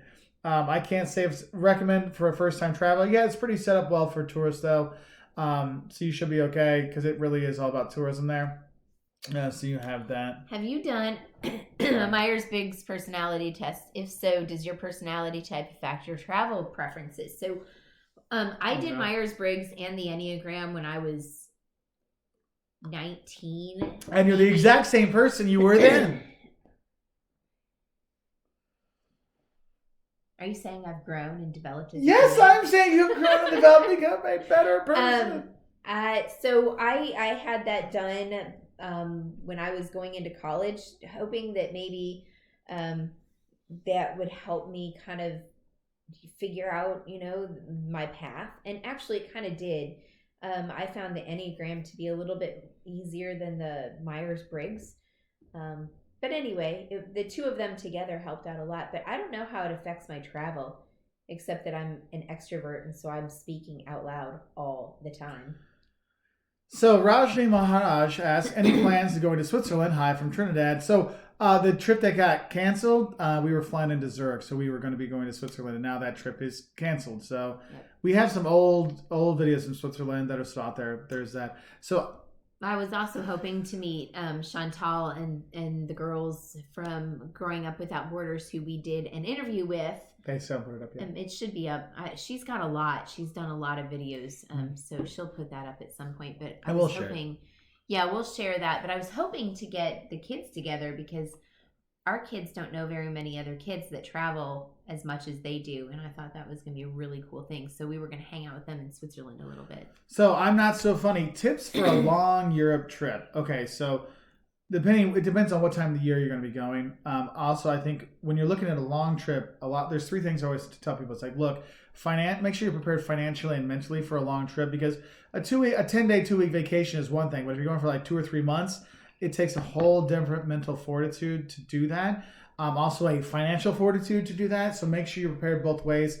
And that means scheduling in destinations that are more affordable, but also scheduling in downtime. Don't think that you're going to get 3 museums and a church in every single day for 3 months, because you will burn out. You will burn out. Okay. And actually, we have a video I filmed in Japan a couple years ago that is like 3 rules for long-term travel. And you should watch that, because we talk about mental and financial preparedness, realizing it's not a vacation when you're going that long. It's a trip. And that different mentality, because a vacation is like, I don't care. Yeah, I'll overspend to do whatever. But a trip is like, look, I've got to plan these things out and figure out what's going on. So I'd look at that. And I think if you're going to be going for a longer time, maybe spend some time really learning about the culture. Maybe go and take in a class. Like take some things to learn more to culture than just visiting a museum. Maybe you hop into a cooking class, or you take a week-long language class. I mean, you can take a week-long language class. Let's say you're going to spend, 6 weeks in Spain, right, or Portugal. Maybe you spend 5 days. You do a 5-day, 1 week attend a Spanish class or Portuguese class. That can really help out. Oh wow, we got some new members just popped up here. Oh, way to go. There they go. Chris Bates. Oh, you figured it out, man. Awesome. Thank you very much for becoming a member. Super awesome of you. And we got 2 more that popped up on here. Yvette Wingate. Thank you very much, Yvette. I hope you're doing well. Chris, Frankie as well. Thank you so much for becoming members. So for those of you that are members or Patreon patrons, we will be posting probably tomorrow the day and time, but we'll be having the live feed that's just for the members and just for the patrons. And so you'll see in your community tab, it'll show up in your feed, but you can always go to our community tab and click on things that are just for members or just for patrons and stuff like that. And so the videos we have just for you will be up there, and the posts we have for you are up there, and when we're going to do live feeds are up on there. And if you have questions, when we post like here's the next live feed, you can ask us the questions there, and so have some time to do a little research beforehand, so we really can focus on answering your questions and give you a little more insight than just like off the top of our head stuff. So we have that. So thank you everybody for becoming members, and thank you everybody for all the super chats so far. That's been awesome. And if you want to grab a shirt for Pause for the World, you can go to pausefortheworld.com and pick one up. We're raising money to support our local Meals on Wheels. And if you're an artist, if you're a creator, if you're a charity, if you're a small business, You can also sign up to have your own page on there and have your own links, and you can sell these same kind of shirts and stuff like this. And for every item sold, you earn $10 for your organization or your artist or whatever. We're trying to help out because we figured out this is something we could do. We can use our platform to help out other businesses and other people. So really glad we can do this. So thank you, everybody that's been out there grabbing some stuff. So thank you so much. Let's see. Yes, Michael Mann says, welcome to the new members. Exactly. Rebecca Lorman, any plans to make video series in the U.S. national parks? We travel internationally, but also have a travel trailer we take across country here in the U.S. So Jocelyn's pushing for this RV trip, so I'm sure we'll have more. If you're, we have a video on the don'ts of national parks, and we did that video with our friends from A Wander-Filled Life, and they focus on going to all the National Park Service stuff. Like, they've been to hundreds of them, like multiple, like 250 of them. I mean, they're crazy traveling with all the national park stuff. A Wander-Filled Life, they have a YouTube channel, they have some YouTube videos, but it's their website. They have tons of stuff there. That's a definite place I recommend people go for information on that. They're my go-to ones. They're awesome. And they're good people, too. I've done a couple of videos with them, like tips for first-time RV travelers. So I have done some research on Jocelyn. Okay. They also helped us with our don'ts of the national parks. So we have that. Victoria, hallo, wie geht's dir in Österreich? Ich hoffe, dass alles dir gut geht. Let's see. Oh, I like this. Purdue has racetracks mapped out around Europe. I like to drive cars on tracks. Yes, there are services. You can go and take driving classes. You can drive. My buddy drove like a Ferrari around Paris. There's all kinds of services like that. It's not just the people driving around in Mario Karts doing stuff. There's really some really cool stuff. Todd, no, we're not drinking. Well, we're drinking tea and water right now, but we haven't switched anything harder yet. We'll probably have that for our members thing later this week, though. So we'll do some stuff there. Hey, Harsh in India, hope you're doing well. Oh, Carlos Lizarraga, you're going to teach me how to say your name right, okay? Lizarraga, thank you very much for joining and becoming an independent traveler with us, buddy. I appreciate it. I know you asked a number of questions, and we've tried to answer some, and hopefully we can answer more and do better in some of those special feeds for you. So thank you so much. Jack Press, have you got any plans to visit Myanmar? I've heard it's a great place. It's one place we'll get to eventually, but on our first trip to Southeast Asia, I don't think we'll get to Myanmar. Or the old Burma, as people say. Other stuff. Oh, we're jumping around. Lincoln Riddle's on here. Where's my Lincoln Riddle? Oh, there's my buddy. How you doing, Lincoln? Hope you're doing well, my friend. He's got some fun videos, too. You can go check out his channel. Oh, Carlos, welcome. I heard him say that, but it just, I'm able to see it now. So nice to see you. All right. Let's see. All right. What did Jocelyn study in college? I studied historic preservation and architectural history. Yeah. For those that want to go through Patreon, I just posted the Patreon link. It's patreon.com/WaltersWorld. All right. Oh, wait.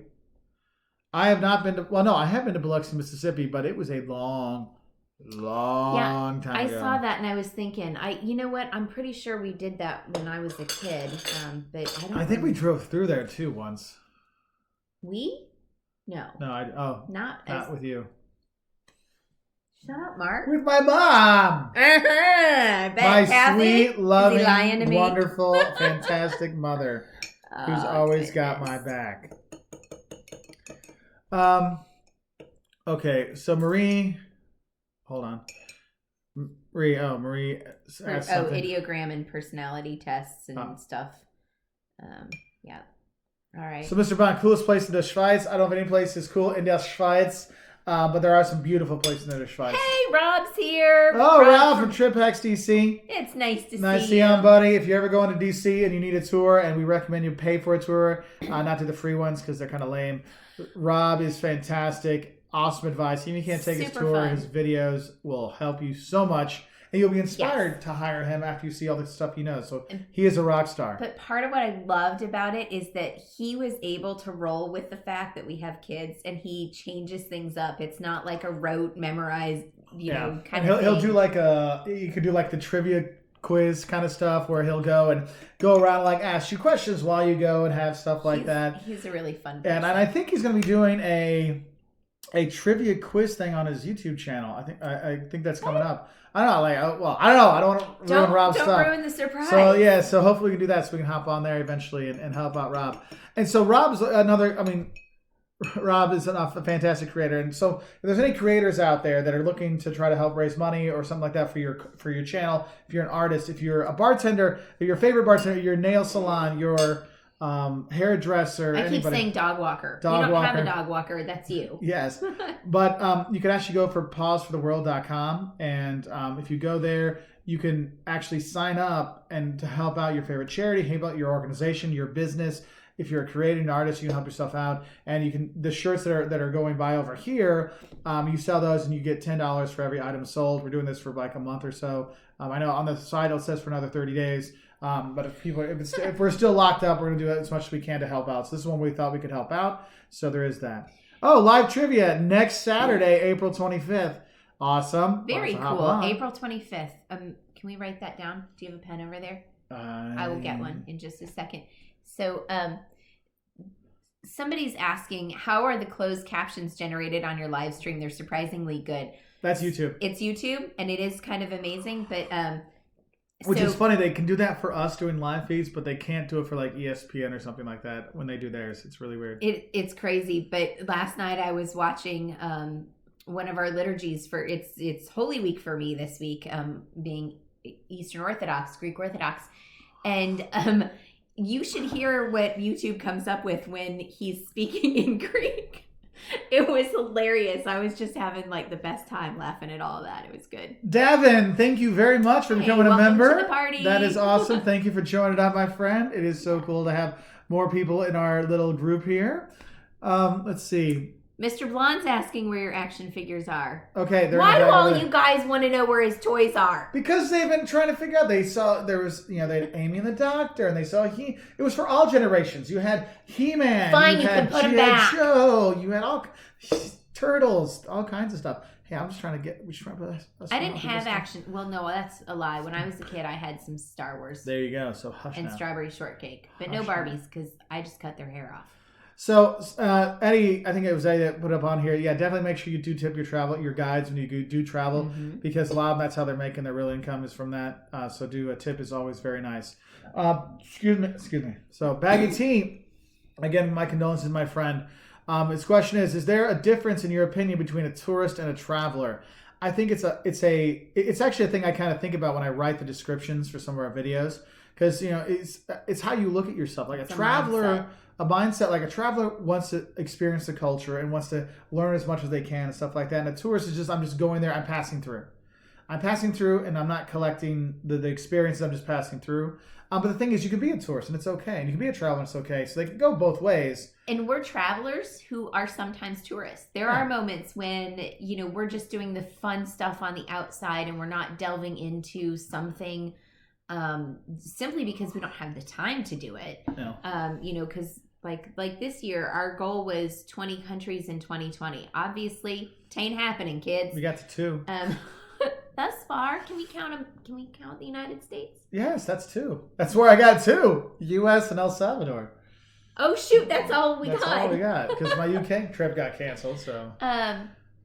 Anyway, I'm sorry about your UK it's okay. trip. No, it's okay. I'm not. That's fine. I will never drink 25 ounces of El Salvadoran water the day before we fly again. Yeah, it's okay. I love you. Umesh has a good question. Can you ponder what travel might be like in the future from the perspective of an independent traveler? I think independent traveling will probably be easier than group traveling because you're going to still have social distance. Social distancing will still be a big thing for probably the next, I would say, year. You're still going to have social distancing influences. Till you have a vaccine or there's enough herd immunity because enough people have had it, you're going to have people keeping their distance. You're going to have them forcing we need extra spaces here and stuff like that. Lines will get longer. Yeah, lines will get longer. But for independent travelers, I think that's good because they'll be by themselves versus how do I get a big group of people? Like for me, when I take my groups of students, I have the things like, well, now do we have to do instead of they share rooms, now we have to get everybody their own room, and that's going to increase the cost a lot more. And so you will have some things there. So I think you're going to have some things will get more expensive, lines will get longer, prices will go up. There will be some deals at first to entice people to come back. But that's what United CEO was saying. It's we don't know if people are actually going to consider traveling again. It's not like, oh, this will be over tomorrow. I mean, because they could Holderness family says, blow the whistle and people can go out again tomorrow. Doesn't mean they're going to travel tomorrow.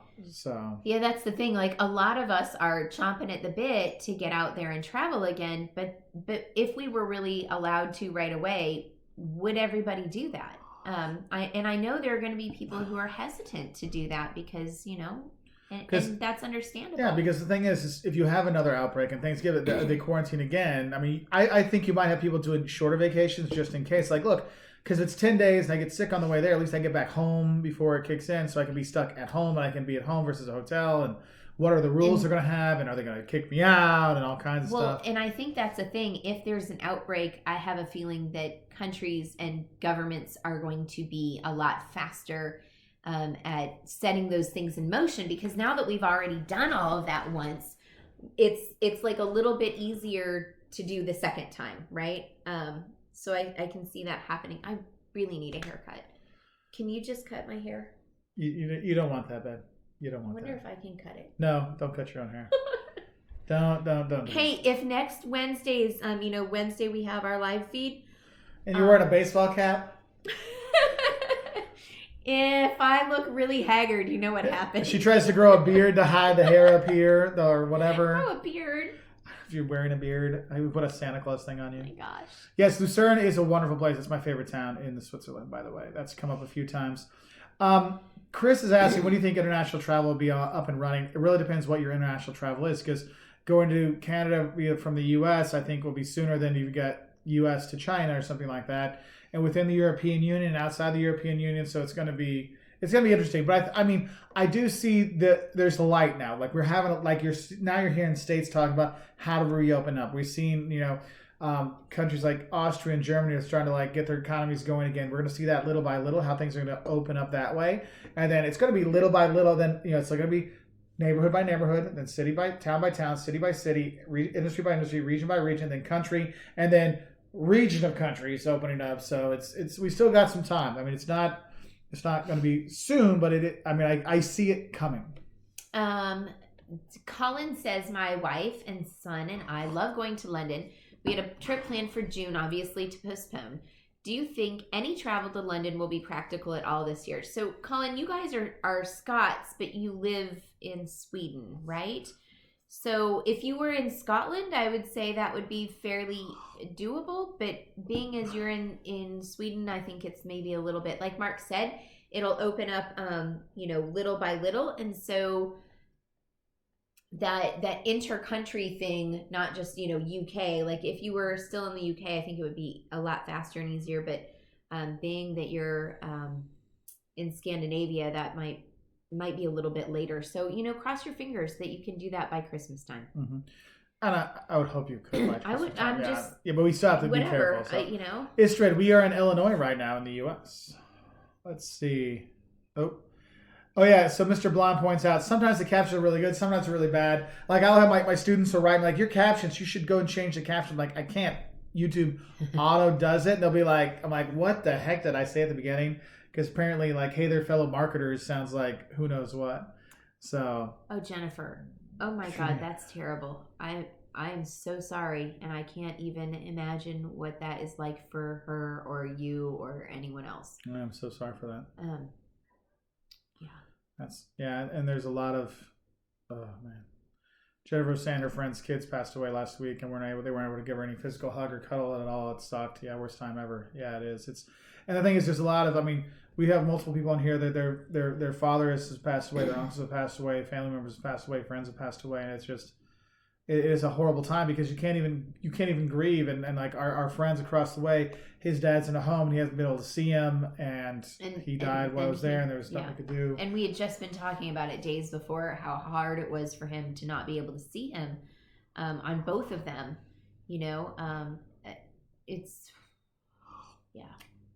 It's a tough time. So, really so the man with the plan asked, do you think the effects of coronavirus will be worse than 9/11 for national travel? Yes, it'll be significantly worse because this is everywhere has been shut down versus just the U.S. being shut down. Whereas 9/11, think about 9/11, like when the attacks happened, then you saw relatively soon afterwards, like President Clinton and the first President Bush and Carter, they were all flying to show it's safe to fly, and we got air marshals out there. It's okay, but like they say, it's an invisible thing. Like you can't see a virus, and so that's going to be different. It's going to take time, and people are going to have to feel more comfortable with it. More testing, easier testing out there, so people know if they have the antibodies or how they feel about that. I mean, it's going to be the impact is significantly more. And I think you're going to see a lot more businesses going out of business and a lot of things happening. Social unrest will probably come up and things like that because if you haven't had a job for too much, you can't pay your bills. How do I feed my family? I mean, that's why.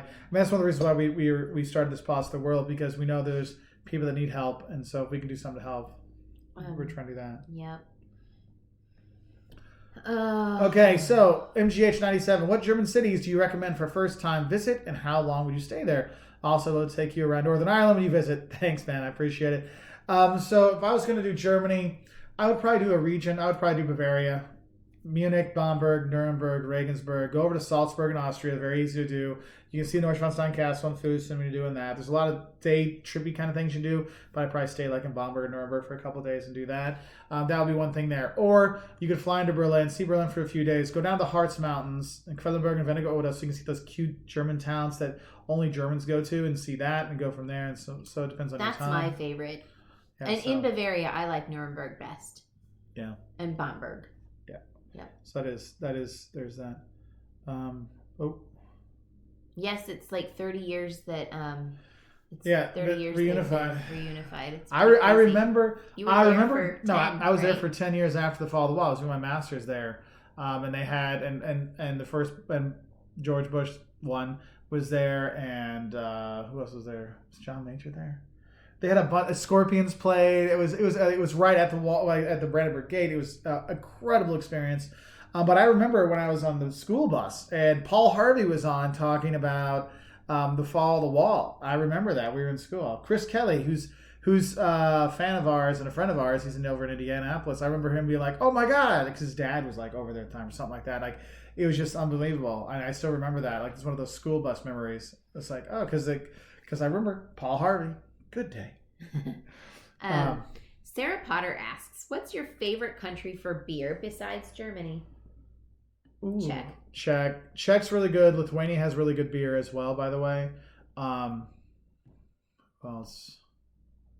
The thing is now you have so many microbrews and craft brews out there. You can get good beer pretty much anywhere in the world. But the thing is, the craft brew and microbrew boom has gone too much because now it's like anybody making beer is like, well, this is craft beer. I'm like, yeah, it still tastes like crap though. You know, craft beer, not craft beer. Yeah, it's funny because now there's so many. You're like, I mean, because we have a few here where we live, and of all of them, of all the beers they make, only one's really worth drinking. The rest are pretty much, I'm like, man, I mean, and I think one thing you'll see is this whole the pandemic thing. You'll see small businesses close. And I think those craft breweries are going to get closed down because unless they had a canning operation, you're not selling any beer because no one's going to any bars. And since they're all relatively new, usually don't have a lot of financial backing, right. So it's really kind of a tough thing. That's another industry that we don't think about. But all those craft breweries that just sell tap beer, they've been able to sell nothing for a month, and your beer gets better. It's not wine; it doesn't get better with age because the whole thing is like, look, we have local fresh beer, and like, oh, it's local fresh beer that's been sitting in these barrels for 2 months now, 3 months now. So, and like Michael Mann lost his brother just before the pandemic hit. Yeah. Can't plan a funeral. It's just horrible. Yeah, and the man with this plan is saying that you can go to funerals in America if you're close family. Some land to 10 people in some states, and it may only be 10 people. And so someone was actually telling me about that and how they literally, it was like children, they had a large family and some of the kids wouldn't be able to go because of that. Yeah. Because they had 12 kids, and so and then there's the husband or wife or whatever. So it's crazy. Let's see. So, Infancy's Guard, is there a country that you find is unusually hostile to Americans or tourists in general? Here's the thing: is all this thing that people talk about. Oh, we hate Americans. We don't like Americans.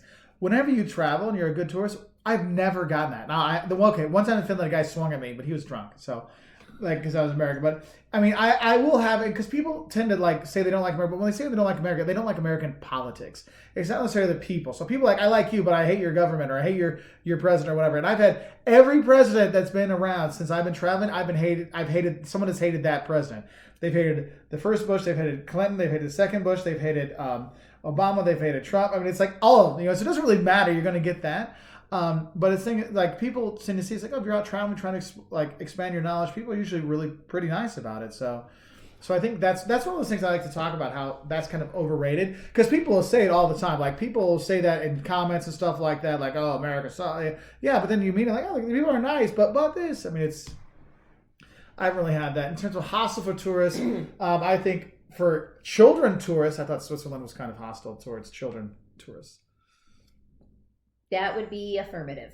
Yeah. There is no denying that. And we have a couple Swiss in this chat right now, and I know that they would probably agree with us that it just generally it's not like a kid friendly sort of place. Yeah, Gennady, who doesn't like German food. Jocelyn doesn't like the German food. I don't like German food. Okay, Pedro was asking. I thought it was Pedro, but he was asking if there were Brazilians in the chat. Yes, I know there's at least one other Brazilian. If you're Brazilian, and we've been saying your name incorrectly all this time. So Pedro. Yeah. So Purdue points this out. Menard's sign this morning in Indy said no one under 16 years old allowed inside. Yeah, you're gonna see things like that too, like the grocery store by us, because I had to go first time in 4 weeks going to the store. It was kind of weird. Did you feel funny? It felt funny going in, but they actually had a sign saying outside, it's like, look, only one person per cart. And I'm like, well, what do single moms do? What do single dads do? You're like, I mean, and that's the thing. It's like, what can you do? Strap your kid to your back. I mean, what the hell? Leave them in the car with the window rolls up and down. And then you get DCFS called on you. I mean, that is a catch-20. That's a shooty catch-22. Yeah. So Fierce Mice asks, what kind of beer do you consider good? I like all beer except for IPAs, because an IPA, you put it near me, I start sneezing. Yeah. Let's see. Oh, jumped around again. Sorry.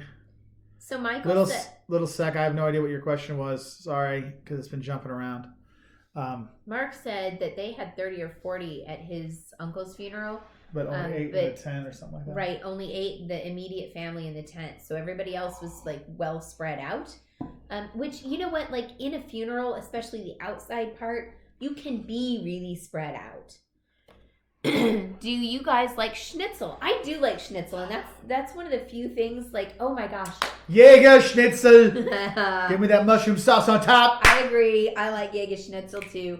Mark had a bunch of German students when he taught in Portugal, and as soon as school was over, like the last class, they're like, Mark, we want to be friends with you. Like, we want to hang out. But they couldn't do that until school was over or whatever. So like that day, and I tell you what, they became such good friends of ours. We had so much fun. But the first time they came over, they made us schnitzel. And that was, oh my gosh, it was fun. Yeah, we had a good time. That's the way I remember. And it was like Germans, us with Caleb. Yeah, Caleb was like 3, and we were just singing, dancing, having a good old time. We actually went and saw them up by Cologne, had a good time with them. Such good times. Does the coronavirus make you less willing to stay in Airbnbs and VRBO properties? No, and here's why. All right, I'm just going to talk about my crazy family for a minute. First, I want to say Dutch World Cover. I'm glad we could put out a good video on Haarlem. It's a great city. It is a cool city.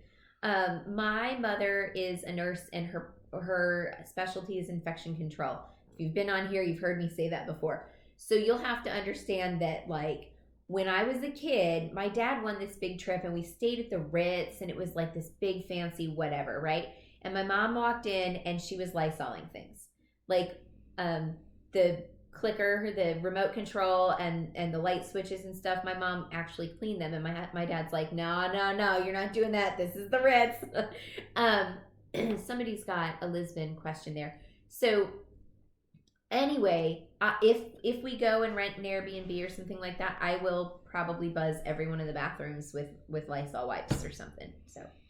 So Celestine asked, we went to Porto. Should we consider going back to Portugal and go to Lisbon? Yes, you should. Absolutely. And you guys, I'm pretty sure there's actually a EasyJet flight that will get you there from nearby where you're at to Mm-hmm. Lisbon. So I would definitely do that for a long weekend. And you can go visit more of Portugal. I would highly recommend it. And okay, so right under that, somebody's saying something about Italian and Indian, and so that made me think of our Indian restaurant.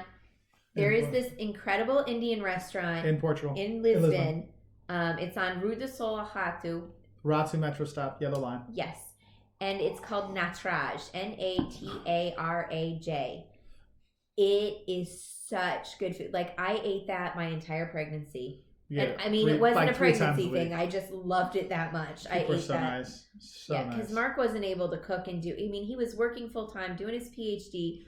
Plus, he became a single dad overnight because I was stuck on bed rest. So we ate a lot of Indian food, and also the old restaurant where we got beef de Madeira. Yeah, which now is something completely different. I know it's not the same people that own it, so we can't like say it's amazing. But yeah, anyway, there you Good go. times, good times. All right. So York and Bath for sure are a really great place to go. Lake District of Cotswold. Yeah, Marie McInnes is right on with her Sahil. She's got the great stuff. She's on that. Thank you everybody for helping the other people out, answering questions when we're on other stuff. Because sometimes we get kind of like stuck. I love our community. You Yes. guys are amazing, and the fact that you all sit and talk amongst yourselves, I love that. Natasha T, good to see you. Besides Paris, top 3 places to visit in France. So I would say Bordeaux. I would say I like Bordeaux region. Strasbourg's nice. Normandy for a region to go to because it's very different. The food's different. The drink is different. Ooh, the oysters. Oyster, fantastic. Yeah, so that would be that. I love them. Provence can be good, but I think when you get to Côte d'Azur, you get the French Riviera, it can be overpriced, overrun, and you're not getting as much French stuff as you really want. I mean, you will, but it's like, I don't know. I like more, well, Bordeaux's not north, but I like more a little bit more northern France. And it's, well, north, south, whatever. Colin asked this. If you two decided to renew your wedding vows, where would you go? For the fourth time? So here's the thing. We got married by a justice of the peace and didn't tell our parents. And then it was the day we had our wedding shower. Or wedding shower, yeah. Mark's mom and her friends threw us a wedding shower. Thanks, Mom. And thank you, ladies. And they know that. They know now, but they didn't then that actually it was our wedding reception. It was so fun. So, and then we got married, and that's what we count as the wedding that we had. She forgets all the dates. July 22nd, September 6th. Well, there you go. And then when we were in Rwanda, they asked us to do a wedding ceremony. And they married us in the Rwandan way when we were at the Guerrilla Guardians village. And I'm sure they do it with other people, but you know what? It felt like a marriage to me. It felt like a wedding. It was our kids, his mom and dad. They carried me in a litter, like literally a basket, a handmade basket, and they're carrying me to my husband. And they're singing. I just stood there at the door of the hut. Then they put her in the hut, and then they closed the door. But the singing was it was really cool. It was a celebration of love to me. I have no idea what they were singing. I don't know, but it was so impactful to me. I'm bawling. I mean, just crying. And I was so mad because, like, I was videoing it with my phone, and my phone you can take pictures while you video, but for some reason that Samsung, whenever you take a picture, it like makes the video jumps, so it's all weird. But maybe I'll put that up for like some extra fun stuff. Our guide, he was like, he said that was exactly what a wedding should be. He goes, "You did so well," and I'm like, "What do you mean?" I was like, because I was sobbing, and he said, yeah, you had the emotion of a bride. It was like it was very real for you, and it made it real for the rest of us. That was so, yeah, Rwanda. So Jimbo Billy Bob Good Time, love the name, by the way. Is grilling meat on a barbecue in the backyard a thing in any other country than the U.S.? It's a thing everywhere in the world. Like, if I have friends of mine, they're like, the weather's turning nice everywhere, everyone's got their grill. Now, the thing is, they might grill different meats. Like, if you're looking like in Russia or Lithuania, they'll have shashlik, which is like the shish kebab stuff with a sword with a little cube meat on there. And everybody's got their own, like, secret way they marinate it. Just like in the U.S., you have a different way you prepare your steaks or stuff like that. So you do that. And so anywhere you go, you're going to have different kind of foods. But yeah, grilling out, that's international. That's also a way, because I see Christians asking, how do you make friends abroad? When grilling out. Grilling out, yeah. No, true. But like, being open to talk to people. And the thing is when I tell people when they move to new countries and move to new places, they're like, how do I meet people? Because, you meet new people because, they got kids, so the kids talk to each other, so the adults have to talk to each other. But if you don't have that, it's like you go do things that you like to do. If you like comic books, go to the comic book store often. Or if you like the gym, go to the gym. Because you'll see people that you have something to talk about and you'll find some kind of connection. And here's one thing with the COVID-19, you can talk to anybody around the world. What did you do during the quarantine? And so you have that kind of icebreaker. The icebreakers. And the more you do it, the more you're out and traveling and meeting people, the easier it gets. There are still times when I'm kind of reserved about it. Maybe because I'm nervous about language. Mark is never nervous to try a language. Even if he's butchering it, he will still go and do his very best, and people appreciate it so much. I, on the other hand, if I'm not doing it well, I get nervous about it, and then I'll just default to English. Anyway. So, Mr. Blonde, my aunt is Indian Portuguese, originally from Goa. Yep, very popular place. Yeah. A lot of Indian restaurants called Goa in Portugal. Yeah. And that's a great combo. Yeah, and Indian Portuguese food is great. It is. And what's funny is sometimes when I first moved to Portugal, it was 2005 or 6, and when you were there was a lot of Indian/Italian restaurants. That was a thing for a minute. That was a thing for a minute. So you'd have a lot of those together. It was pretty interesting. Yeah. Let's see. Oh, Chris, have a nice bike ride. Sorry. That's okay.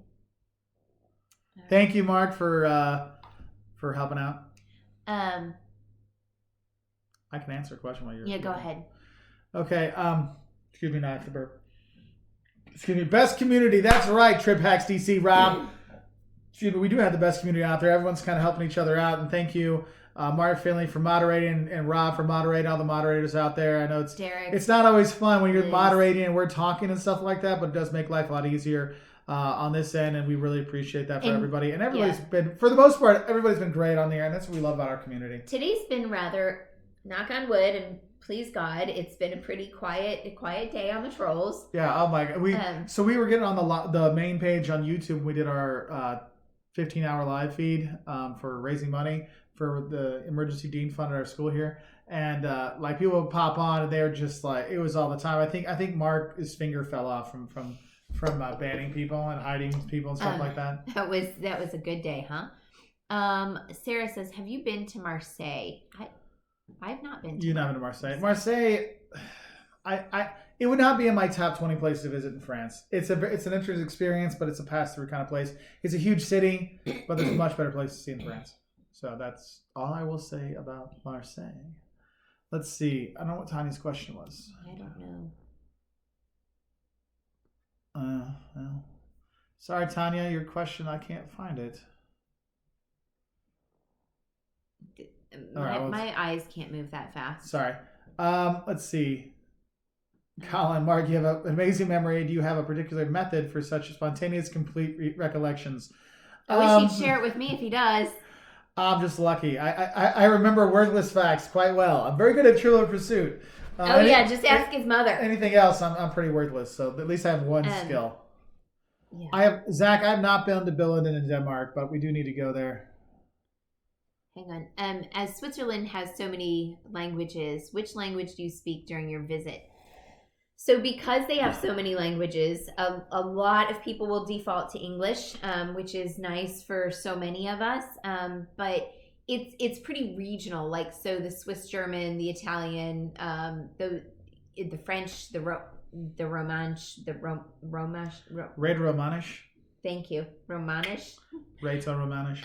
So they're kind of in areas. So if you're near Italy, it'll be Italian, and if you're closer to wherever, that's how. And the default language between all the Swiss is pretty much English. So it's like they learn if they're in the German part, they're German, then they learn English, and then they have to learn the other stuff. And so you'll see that that's kind of like the one they default back to. The gals ask, do you guys ever go back and read the entire chat streams after you have posted in the live streams? It disappears, doesn't it? No, I can go back and look at it. Oh, you can? Well, if you watch it again, it'll show up on the side. That would take me hours. Yeah. No, sometimes I've gone back and looked for certain comments from people to write back to them because I haven't had a chance to talk to them. Or to go back and ban people back when I couldn't click on the ban stuff because you can go back through and change that. But we haven't done that. I haven't done that recently. We've been doing so many of these. I haven't really had. There's not a lot of time in the days anymore with 3 videos, two live feeds for this channel, then 3 live feeds, and putting out the videos for the other channel, and homeschooling and Pause for the World. Yeah, that was a time. So I think we can travel again. I might just say I am traveling, and then I'm just gonna go lay in bed and do nothing. Will you hear Russian or Romanian most in Moldova? I don't know. Moldova? Yeah, I don't know. Look at the CIA fact book will tell you best what you'll hear. Purdue had wow. So Purdue used Duolingo's thing and went from 0 French to doing pretty well in 30 days. Cool, man. That is really good. Hang on. Have we ever met anyone famous or infamous on your travels? I met Scott Neal. He's one of our fans on here in Scotland. No, famous people. Jocelyn has better stories for that. You go ahead. Who was that? Akon. Oh, yeah, it was Akon. Lonely. I was flying to meet Mark. I was flying from Atlanta to Brussels. So she was just love struck and her eyes couldn't see anything. That was the trip we got engaged on. Like I said, when you used to love. And so we get off and there's this guy and there's a bunch of dudes around with him. And I asked one of his friends, because all these people are like falling all over themselves. And I asked one of his friends, I was like, hey, who is that? Like, what's the deal with your buddy? And he's like, oh, that's Akon. I was like, oh, that's cool. He goes, are you going to fall all over him? I'm like, no. But it's nice to meet you. I hope you guys have a great trip. And like, that was it. Yeah.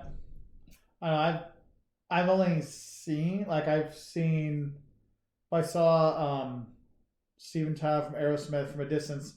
But like he was only letting up the college girls come to say hi. So no guys got to come to say hi. We were in Vienna. I'm trying. I know I've seen other people and whatever, but I am not one to get starstruck because you know what? We're all just humans. Yeah. Oh, I saw one of this. There was an actor guy. He was in not Bridesmaids. He was in Wedding Crashers. Not Owen Wilson, the other guy. He's up in Chicago. I saw him a couple times running up in Chicago. And you know, when I lived in Savannah, we have a film festival. SCAD has a film festival, and people like big name people come all the time, and also several people own houses in that area and stuff. So you see famous people a lot, and Savannians are really good about that. You leave people alone. You know, you just let. Well, also we just haven't seen anybody. Like my mom has seen Sean Connery. Now that I might follow Sean Connery around. Okay, I mean, no offense, but he's one of my. There you go. Sarah Potter asks, hot dish or casserole? I'm not getting in that debate. We call it, in our house, I usually call it a bake. Whether it's like an egg bake or a potato bake or whatever. Because if we use the word, my mom will be on here. Mom's on here. Yeah, Mark loved Trivial Pursuit as a kid and one always wants him on their team. Yeah, I would. When I used as a kid, Kathy, are you talking about like 35? No, we would play all the time.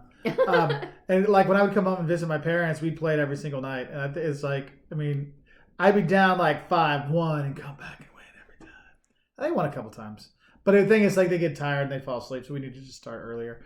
But we cannot have casseroles in my mom's house or my mom and dad's house because my dad refused to eat casserole. I think he was beaten by a casserole dish as a child because he has such he hates casserole or anything like it. No, we are not traveling right now. We are at home, and we encourage everyone else to be at home. Yes. And yes, it was Vince Vaughn. Thank you. There you go.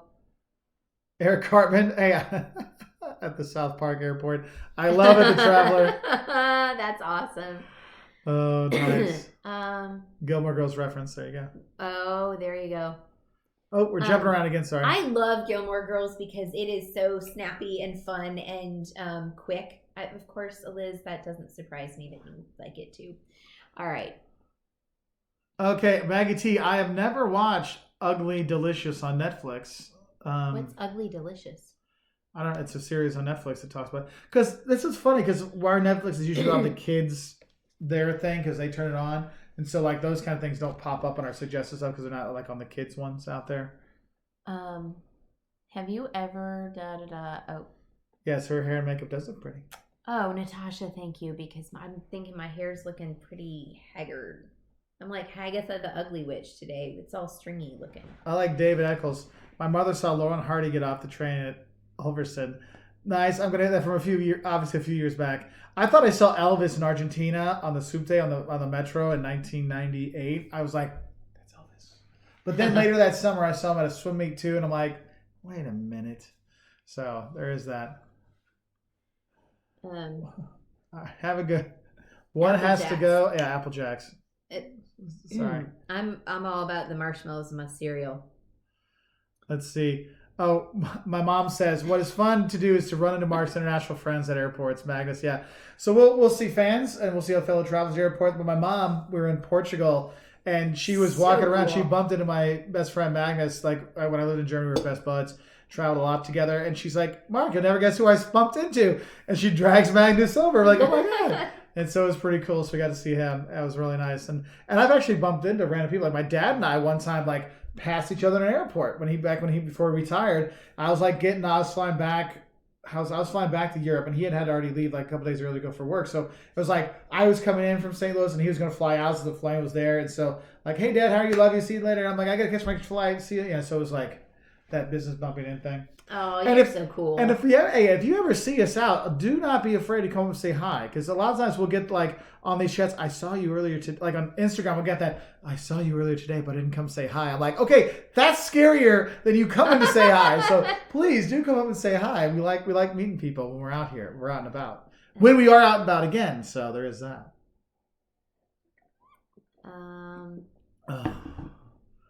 Yeah, Jimmy, we go English. Or do we jump around again? Yeah, Jimmy, you missed that one. Must have.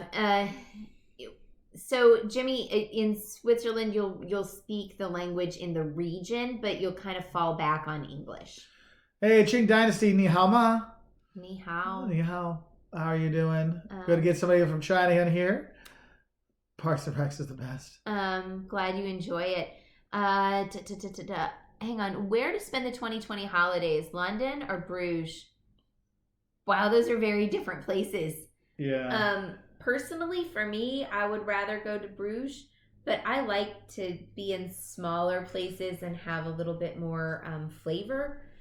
And you could go out. I mean, the thing is, you could use Bruges as a base. You could do, you've probably spent 2 or 3 days just seeing the stuff in Bruges. Do a day trip to Ghent, spend time there. Do a day trip to go to Ypres in the World War I battlefield. Do a day trip to Brussels. You can do some other stuff.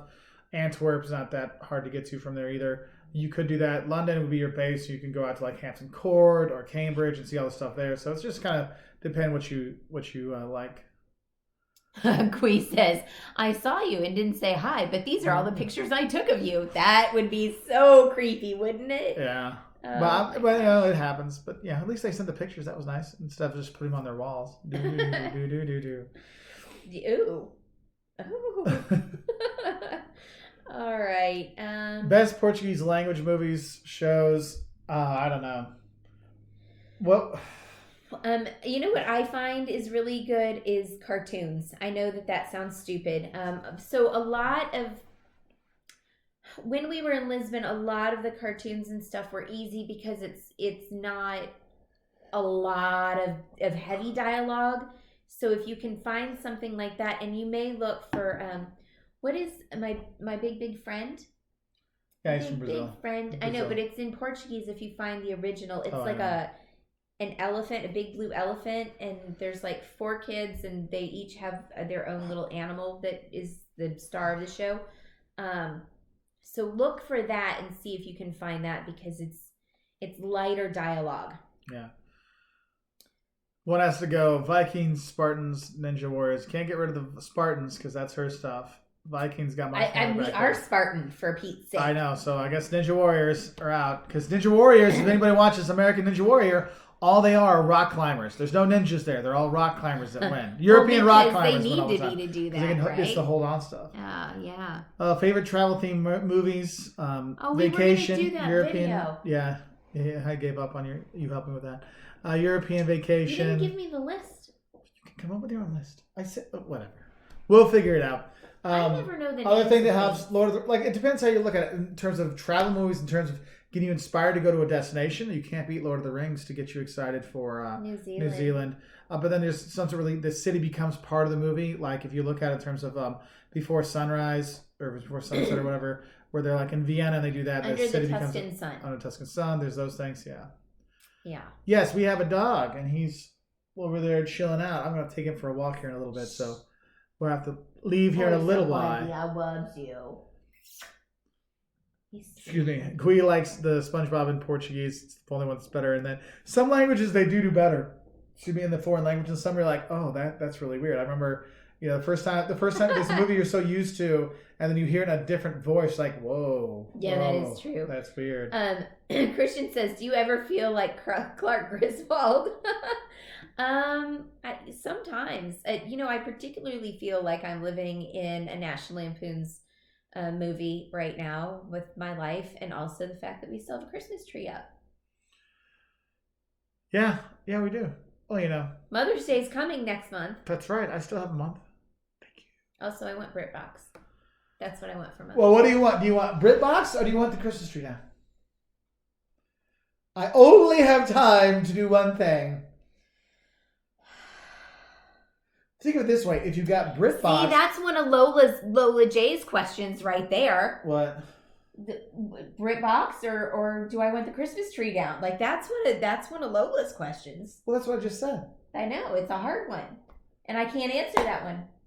See, if you got BritBox, Why then don't you you wouldn't just have to love look me at the enough tree. to take the flipping tree down? I will take the tree down, but we were going to take it down, and we left it up for the light and give some stuff, and occasionally I turned it on to cheer myself up. Yeah, because we all have tough But times what in these cheers kind of things. you up brings me down. Well, that's why you can watch BritBox Why? upstairs on the TV, and then So give me the and we can BritBox. I'll give you the BritBox. And you can sit and There we look go. at the tree. BritBox is the answer, and the Christmas tree is staying up. We probably just missed like 400 questions while we're having an argument over whether we have a Christmas tree up in May. Well, first off, it's still April. I know, but I'm asking for it down for Mother's Day, which is in May. Well, the thing is, it depends what country you're in. Mother's Day, it's a different time. Did you want to buy European Mother's Day, Brazilian Mother's Day?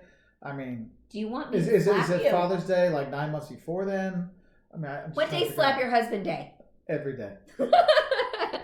Oh, goodness. All right. I'm sure we're missing like 150,000 questions here. So, all right. What breed is our dog? He is a mutt. We are big on rescue.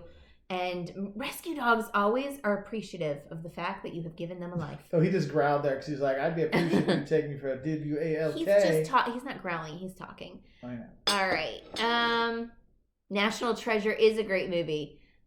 For that too. I never go to the movie or watch TV in Germany, Austria due to the language dubbing. You know what? When we were in Lisbon, there were certain videos or movies that I wouldn't be able to go see because I just couldn't follow well enough. But then other things would be subtitled. Like movies would come out to get them out really fast. Yeah, it was a kid, because in general Portugal does the subtitles, but if it's a kid movie, then they will dub some of them.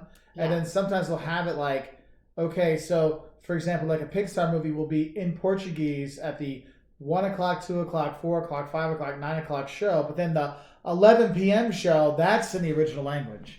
And so because it's hard in something that big and that fast for me to keep on with that. Oh, meu amigo, no, amigazao is my big friend in Portuguese. Oh, that makes sense. That would be my big friend. Qing Dynasty, Mark, how did you enjoy being in China? What's your favorite city in China? I love Xi'an. Xi'an was we had a really good time. Too. We were there about 7 weeks. I was teaching in Beijing. Yeah. So we got to most of the time we were in Beijing, but Beijing, Shanghai, Tianjin, and Xi'an. Yeah. So we were like on the weekends we always went and traveled. Do anything about the TV series Outlander. Get in a conversation with my mother-in-law. She loves it. I've watched a little bit, but I read all of those books. I've only watched the first season. I read all of those books when I was on bed rest because I just happened to find the first one was free on my Kindle, and I got sucked in and I had to read them all.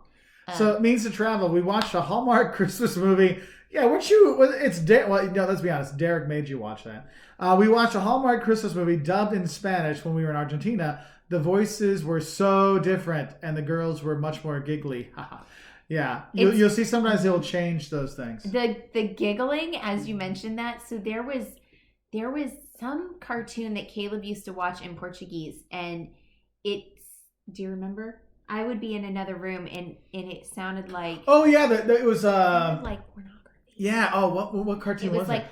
Speed Racer. I can't even do it. Speed Racer? But it was just like moaning. And Yeah, I was like, oh, what is on TV? Like, oh no, he's watching like Sesame Street. I mean, it was Sesame Street, but it was like, I'm like, wow. I mean, because it was quite something. Oh my gosh. We lived in Camp de Rique in the Ratsu area in Lisbon. Yeah. Went to a friend's to help her. This is Michael. Went to a friend's to help her decorate for a Christmas party. She asked me to go in the garage to get the tree lights. They were still on last year's tree, tossed in a corner. You know what? Our whole tree might be tossed in a corner in a minute too. Hey, we still have our dead tree out the back. So hey, there you go. We did. We took down our live one and stuck it in the backyard. Usually our friends come and take it because they live out in the country and they can burn it, or they chop it up and use it as mulch. Well, yeah. Oh, Qing Dynasty. Originally, I am from Xi'an. That was a cool city. Very the cool. lamb stew. Fantastic food there. Let's see. Do they have any English-speaking TV news channels in Germany? CNN is everywhere. Deutsche Welle, DWTV actually has an English version too, so you can check that out. And actually, DW, you can watch a lot of their stuff online. So there is that. We have not been to Ningbo in China. Porto is much more interesting in comparison with Lisbon. You know, it depends on who you are. Yeah. All right. Yes, that's what you meant by giggly. I'm glad to know that we were on the same page there, Liz. Yeah. Mark, what's your favorite pub in England? Mine is one called the Hungry Horse. That's a great name for a pub, right? All pubs are my favorite pubs in England. I won't lie to you. I don't judge. Let's see. Yes, we do live in the U.S., JB. Colin McInnes, Rob, I hope you are still on here. Colin McInnes says, what's your impression of the Smithsonian? Best time to go to Washington, D.C. Let's start with this. The Smithsonian is not one museum. It is many museums. So you want to go to like, there's the natural history there. I mean, science. There's a space one that's very popular. African American history. There's tons. The Smithsonian is like an umbrella over all of these different curated museums. And I would really direct you to go to Trip Hacks DC and listen to Rob's stuff. Just Google whatever you want to know and put Trip Hacks DC on there, and he'll have all sorts of information for you. And I'm hoping that he's on here still and he can respond to you because he knows it. Mm-hmm. Yep. All right, last couple of questions. We're gonna head off at 2.5 hours in, or 2 hours and 23 minutes in. Yeah. So we're gonna get a last few questions here. Thank you. We're gonna say thank you to all of our members and all of our patrons for your support. Thank you to Mark Finley and all the other moderators on here. Mark, I know you're working hardcore on this. Michael. Thank you so much. Everybody's been awesome today. We really appreciate it. Again, if you know an organization that can be helped out by Pause the World, share this with them. If you want to grab some of the fun shirts that you've seen pop up over there, you can go to pausetheworld.com and pick some up. Every shirt is a $10 donation to Meals on Wheels. But if you know an artist, if you know your nail tech, your hairdresser, if you know someone who is having trouble making ends meet in their livelihood, this is a way they can help out. Go and take that, like hashtag Pause for the World, send it out there. Hashtag Pause for the World, no. But pausetheworld.com. It doesn't work that way. Okay. It doesn't work that way. And so they can learn they can see how they can sign up, and they can figure that things out to really help out. So there's that. Anyway, spread it around, please. And Alan, thank you for your Easter wishes. I appreciate that. Thank you. And Provence would be nice. Aix-en-Provence would be nice in September, yes. Ooh, the Gallivanting Gals are having their first live stream on Monday. Oh, cool. Gals, can you write real quick and tell me what time that will be? Because, we're not really going anywhere. Yeah. Just saying. Well, it is Liam's birthday, though. It is Liam's birthday, and we have... Okay. Oh, Paul Tipton. Nice to see you just at the end. Oh, hey, Paul. Good to see you, buddy. JB Trick Shots. What's the best state in the Southeast? By my opinion, it is Georgia. All right. So thank you all. You are kind, and I'm glad to see all of you here. And I loved watching your conversations go by amongst yourselves. Thank you for being an awesome, supportive community. Enjoy. And 7 p.m. for the Gallivanti Gals. Cool. Okay, 7 p.m. Monday. All right, Sounds y'all. good. Well, we appreciate everybody. Y'all have a great weekend. Enjoy your time. And Zé, eu falo português. Eu falo um pouco. So, podemos falar em português, se você quer.